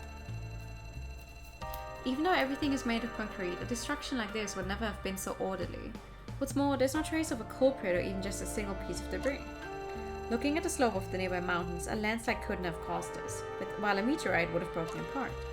It's no wonder that the school's first reaction before rebuilding the tennis courts was to conduct an investigation. In the darkness with a little fog, this scene might look like something out of a science fiction movie. He thought he was sent here to recover some items or clues lying around at the scene, but this is a completely different story. The detective wants to sign disbelief. I should have a look around anyway. The more often things like this happen, the more you have to keep your eyes and ears open. Even a person who's only had one bad experience learns from that. Taking his eyes off the pit, Justin begins his examination of the surroundings. Doesn't seem to be broken. It hasn't come loose. The fence is intact, the wire is straight, and the dirt in Justin's fingers proves that this faithful fence has been here for a long time. A tennis ball is actually embedded in the fence near the side of the hill, and there are no serious signs of damage anywhere. At most, it's banded a little. The place doesn't look as if it took any damage or if some external force was at work here. The impact that caused the damage to the field may have been an isolated incident. It must have hit very precisely, leaving the rest of the site unscathed, as if someone put up these fences around the pit after the fact. If the fence is okay, then the grounds around the pit should be checked again. He pokes at the ground in front of him. The school has laid down a plastic cover about 5 centimeters thick across the field, which is pretty sturdy and might have absorbed some of the impact. Justin bends down low to get his eyes level with the ground, which is easier than he thought it would be. Nico's constant jumping up and down must have built up some muscle. From the side, it looks like the plastic cover is bulging a little around the pothole. The ground at the edge of the pit is cracked like dry skin. All along the pit's wall, there are gaps up to 10 centimeters. This may be due to the fact that different materials heated up unevenly. Plastic material, which expanded through the heat and rehardened as it cooled, and a more solid concrete floor beneath it that couldn't keep up. In the end, it crumbled into something like a raised shell. The same problem occurred in the home of one of the detective's friends. The man was showing off his new underfloor heating. In that case, it isn't hard to explain why the ground smells burnt. He almost didn't notice this at first because of the smell of the runway baking on the midday sun. The situation is somewhat paradoxical. The sheer heat should have changed the plastic much more. It might not seem that important compared to a huge pothole in the ground, but those cords have experienced some pretty weird temperature changes. You better figure out a way to get in there. The wire fence is pretty high in order to prevent tennis balls from flying off the court. Even if the spot is quite light, he wouldn't dare to climb up there unsupported. In that case, all that's left is to hope that Nico kept up her good habits. Sorry about this, but please don't let me down. Justin fumbles around in his pockets in the hopes of finding something that might help. Nico often produces various odd devices out of thin air, and she obviously doesn't have any actual superpowers. Here we go. A couple of metal pins and knickknacks are tucked away in the lining of the jacket. A fairly professional lock-picking tool, if you remember correctly. Why didn't Nico use them when they were... The Nikos? What? Why didn't Nico use them when she was investigating the rooftop in the Kangen neighborhood? A hint of doubt surges through Justin's mind, but he quickly pushes it aside. Ignoring the blocking tape wrapped around everything, Justin steps toward the small door in the fence and tries to pry it open. Huh? The tool seems to be stuck in some kind of mud. No matter how hard he turns it left and right, it doesn't feel like it's touching metal. The keyhole isn't stuffed with gum, is it? He mutters to himself as he kneels down, trying to peer inside the keyhole. It isn't gum. The dull greenish material is squeezed into the hole like a sponge. A few slender stalks are protruding from it. It's as if the detective didn't just insert a key, but the greenish flash of some creature instead. Mushrooms? Moss? How did this happen? He doesn't understand how the keyhole can be filled with tiny plants and fungi already when the area was only just blocked off half a week ago. Even if someone filled it with fertile soil, it wouldn't have grown over this quickly. What's more, there isn't enough room inside the keyhole for such an operation, and the plants are growing like crazy, as if they simply appeared out of nowhere. As he looks more closely, he spots 2 vines wrapped around a chain by the door. They're green, as dense as a rice crop.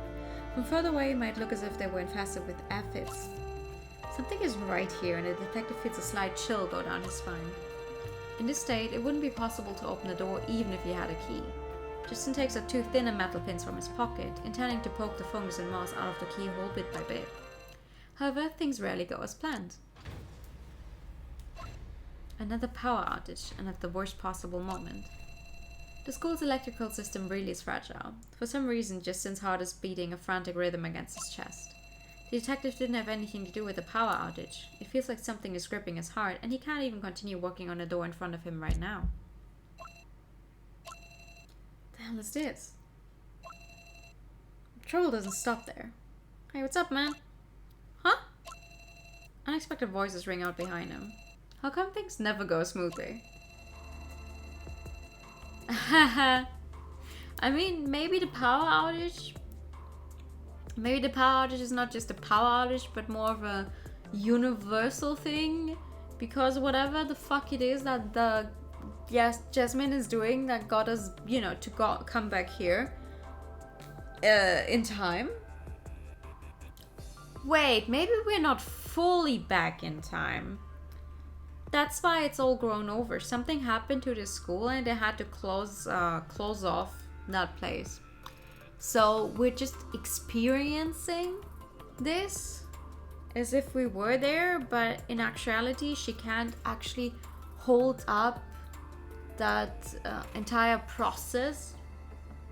So we're imagining it in that it looks like the way it did a year ago, but where we actually are is now a year later, where something has grown over. Maybe. I don't know. Not sure. I'm gonna read Scarlett's thing, whatever she's doing here, and then we're gonna stop for today though, I think. So that's why you had to leave class early. That's right. On the one hand, we want students to get involved, have a sense of commitment towards the school. On the other hand, the event is meant for the students to participate in as well. The headmaster has always wanted to make one thing about the school very clear. It fosters talent and produces truly well-rounded people. That's a great speech. Anyway, it's rare for a student to have a chance to breathe, so they're taking this opportunity. I don't think it would be right to get them involved in this. Oh, I don't have a problem with that. It's easier for us to move around with fewer people here. I'm glad you understand. Ultimately, I know it's our responsibility. The fact that the principal is involved means that this wasn't a common crime. No one wanted this to happen, and you're not going to have to take the blame for it. The student president sighs, a slight grin on her face, and points forward. Cecile has goosebumps. She's always been cautiously polite to her peers, but speaking to strangers makes her practically tongue-tied. She's so nervous her voice basically trembles. Even though things have calmed down in the elite art club, Cecile is still used to sitting at the side of the classroom by herself. As long as everyone gets along well, that's good enough for her. When Zach still went to school, he would often look for her in class and joke around. Now that she thinks about it, this boy, so tough on the outside but kind on the inside, was trying to help her out. Unfortunately, she didn't realize it at the time. She needed to think him properly sometime, but that will have to wait until she's back in her own body. Then do the job at hand first. Cecile tries to recall the impression Scarlett left on her, trying to figure out a more business-like way of speaking on her mind. In her mind. I can talk. Me. The shop manager often jokingly called Scarlett a litigator, and Nico likes to refer to her as a big sister. And both of them criticize her lifestyle a lot. From her cat's point of view, the lawyer's house must be a messy man-made disaster, making the cat despair. However, she also remembers the lawyer bringing in thick piles of documents and being deep in thought during conversations with the store manager. Relying on a broad network of personal and professional connections, Scarlett is very reliable. The contrast between these two images makes things difficult for Cecile, but the good thing is that Quinn and Scarlett didn't know each other before, and with the way things are, she has no choice but to continue her act. I heard something else from the professor as well. The students discovered the vandalism in the classroom early in the morning, right? That's right. Our building opens early for people who want to study before morning classes. Bruh! I mean, to be fair, I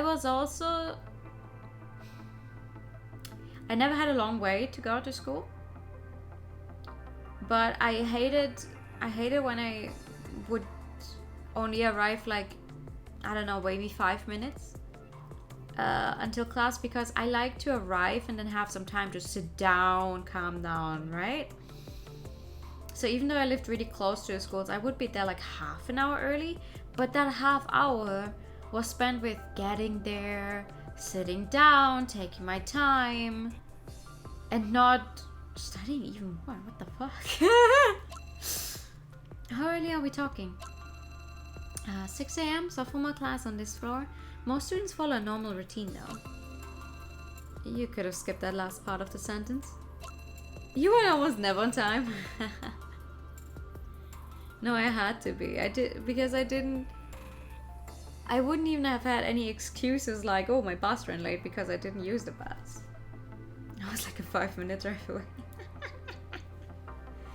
Used to be very frequently late. Oh no.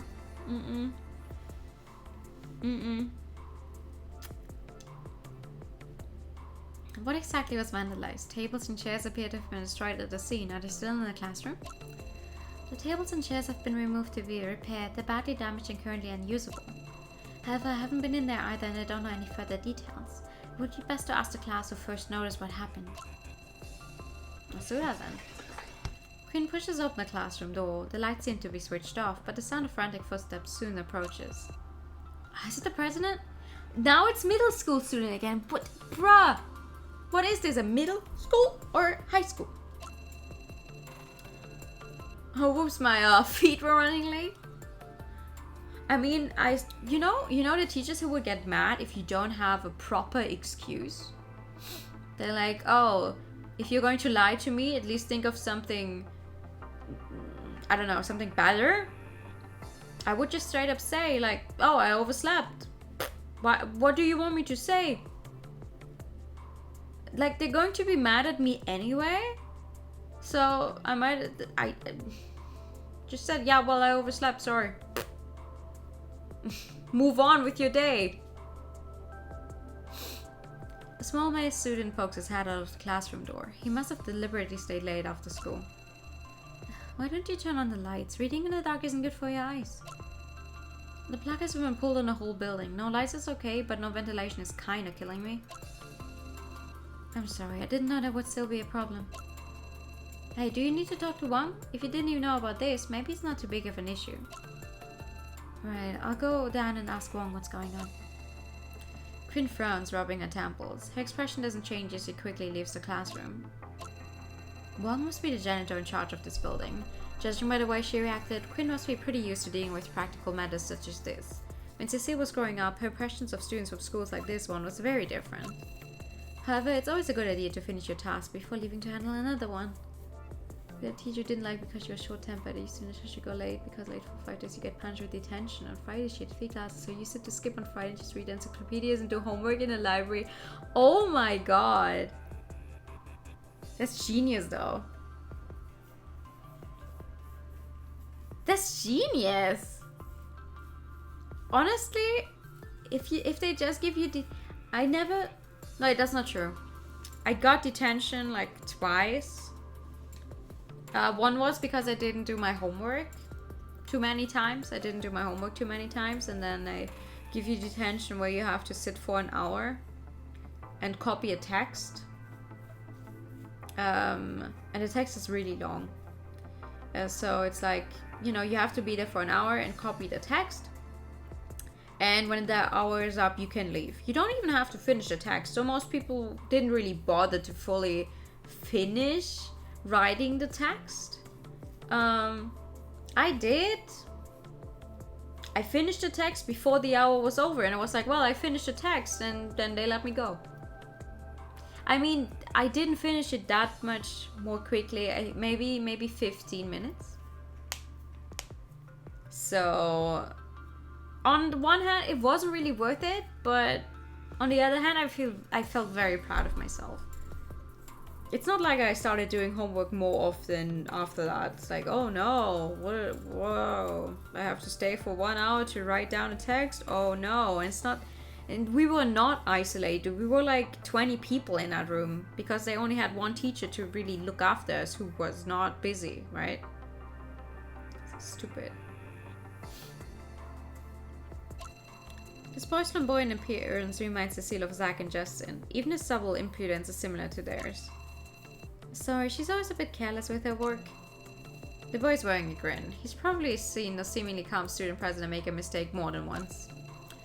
It's okay, I just wish she had told you what she was asking you to stay for.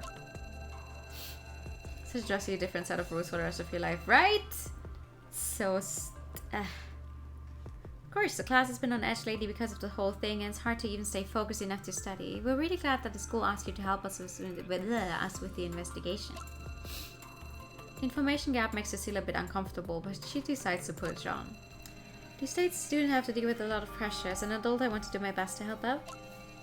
Can you please explain to me what happened? There's been talk of someone stealing something, but I think it isn't that simple. You're right. Our school's huge, but security measures have always been very good. I've never heard about a theft around here before. Last Friday, I came to the school building around 6:20 a.m. I'm not even awake at 6:20 a.m. and you're already in school? What the fuck, bro? You must be a hard worker. I've been getting up early to get used to it, and the school turns the lights on for us, so it's not a problem. The sun was coming up and the whole place was quiet. I was making my way to this classroom when I heard footsteps. At first I thought it was another student who came here for some early morning studying, but I soon realized that the sound was coming from somewhere else. Also, it didn't sound like ordinary footsteps. Yeah, I'm not even awake at that time yet. What the fuck? What do you mean when you say not ordinary? We usually wear sneakers at school. The rubber soles are hard, so it makes a clear sound when you step on the floor. He walks across the floor, making a muffled thudding sound with every step. However, the footsteps I heard were softer, like a patter, and had a different frequency that if you're walking normally. If I were to take a wild guess, I'd say it sounded like a person with big feet running around in circles. Haha! Congratulations for the haha first! That no one has claimed over 3 hours into the stream yet. As if they were walking barefoot? Exactly. The noise was actually pretty loud, and I don't think you'd normally hear the sound of someone walking barefoot all across the classroom. It was then that I heard the sound of desks and chairs being moved around, which was even more unusual. I was starting to get a little worried that some kind of animal had broken in. After all, we have a mountain in the backyard. It would have had to be a rather large animal too. Yeah, so I decided to sneak over and open the door to see what was going on. If I'm for sure the others, who are you? Who am I? Wouldn't you like to know, what a boy? You're here now, and you will never leave again. You have to stay forever. I pushed the door slowly and quietly, trying to open it just a crack. After all, if there was some really vicious animal in there, I didn't want to put myself in danger. A wise move. I didn't get far. The moment I opened the door, a bright light suddenly exploded in the classroom, along with a very sharp scraping sound that nearly made my ears fall off. What happened then? I don't know, but there seemed to be a very tall shadow standing in the bright light, but I couldn't really see much, so maybe I just imagined it. No, the tall shadow thing. It was as if a flash grenade had been thrown in my direction. I was so dizzy that I couldn't do anything but crouch down on the floor. When I regained consciousness, the figure had vanished, along with certain objects from the classroom. Yeah, several desks had huge holes in them, and the trophies the class had won in competitions were missing. But I can't have been such an outcry just because some trophies were stolen. But the whole place looked so strange after the burglary. Oh? Strange in what way? What's up? You're suddenly so quiet. Sorry, I'm just a bit clueless? The boy hesitates as if he were worried about something. As much as I'd like to know the truth, there's some things that might just make things worse if I tell people who can deal with them properly. I'm not trying to disrespect or underestimate your expertise, but I'm not sure the school is actually getting help from the right experts. If you can't get a handle on the situation, I'm afraid you'll... He lowers his head, looking as if an internal battle is raging in his mind. He seems to be a very cautious person, but also kind. Looking at his hesitant appearance, Cecile almost feels like laughing. Even at a time like this, the fact that you worry about me getting involved shows that you're a responsible kid, so thank you. She uses your gentlest tone of voice as she smiles and pats the boy on the shoulder. But don't worry, I've dealt with more than a few humans in my professional studies. I think you know what I mean when I put it like that, don't you? Have a little faith in your school. They understand the importance of prioritizing. That's why they invited me here. At least my experience can be put to better use than your assumptions. Exposing mysteries requires expertise. They don't teach you that at school. A guy who's scared off by the sound of a door opening is far better than an indeterminate monster that lingers in the corners and stalks people. Well, actually, it's hard to explain in so many words. I'd rather show you the photo. You should have said that there's a photo from the get-go. I didn't really want anyone to find out that I secretly taken a picture of the scene. Even less after they called the teachers who warned us not to spread the news. He scans the hallway outside before removing a cell phone from his pocket. Since you came all this way to investigate, I guess I shouldn't hide it from you anymore? Something strange about this guy's attitude. It seems as if he doesn't trust anyone. Cecile makes a mental note about this and picks up the phone to check the photo he took in secret. What? This is... Huh? No! Oh, they're gonna make that... Oh, they're gonna do that with everyone, aren't they? Fuck! But I'm running... I'm sorry, I'm out of time. They're doing this... Every single one of them is going to either find something weird or run into someone weird, and then they're gonna be like, haha, at the end of it all, well, we'll get them together again. But not right now. Because right now I'm already going overtime. Anyway, let's save here. And return to the menu. Yes, we have to. I'm sorry. Oh, okay. Well, I know one thing. I'm going to have to start this when we play this game on Sunday. I have to start more early than usual, and then we're gonna go absolute fucking overtime to try and finish it. Because this is our last case. It's chapter 5 and 6. There's nothing that we do anymore. So we just read through it all and hope for the conclusion to come. So a mega stream.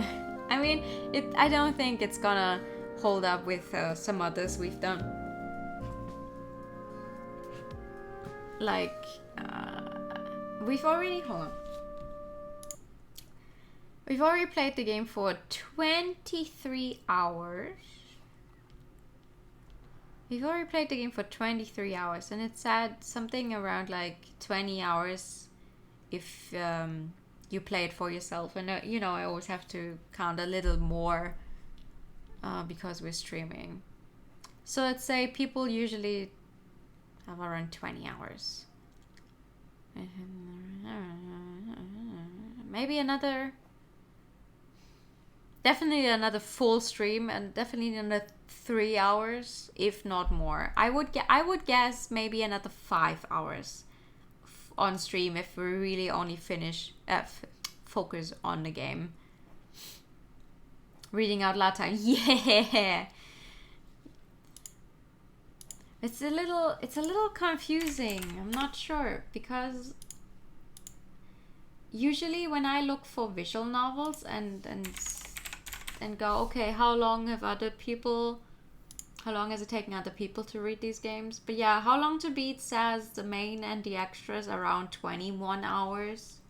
And we're already over the 21 hours, so... I would say with a pure visual novel like this, I would count at least another 5 hours on top of the usual time. Just because me reading it aloud really takes way longer than it would if I were to read this on my own. But it's nice. It's nice. Kind of surprised. No, I think my achievements are just not updating. I'm only at half of all of the achievements there are. Jesus Christ, how much more is there? How much more is there? What the fuck? Oh well. But yeah, that's going to be it for tonight. We're gonna play more of this game on Sunday. And hopefully I can start a little more early so we can maybe get it done. If not, we're just gonna push it into next week. Do you think you're gonna play the campaign right away in Splatoon, just jumps right into online? I think I'll jump into online first.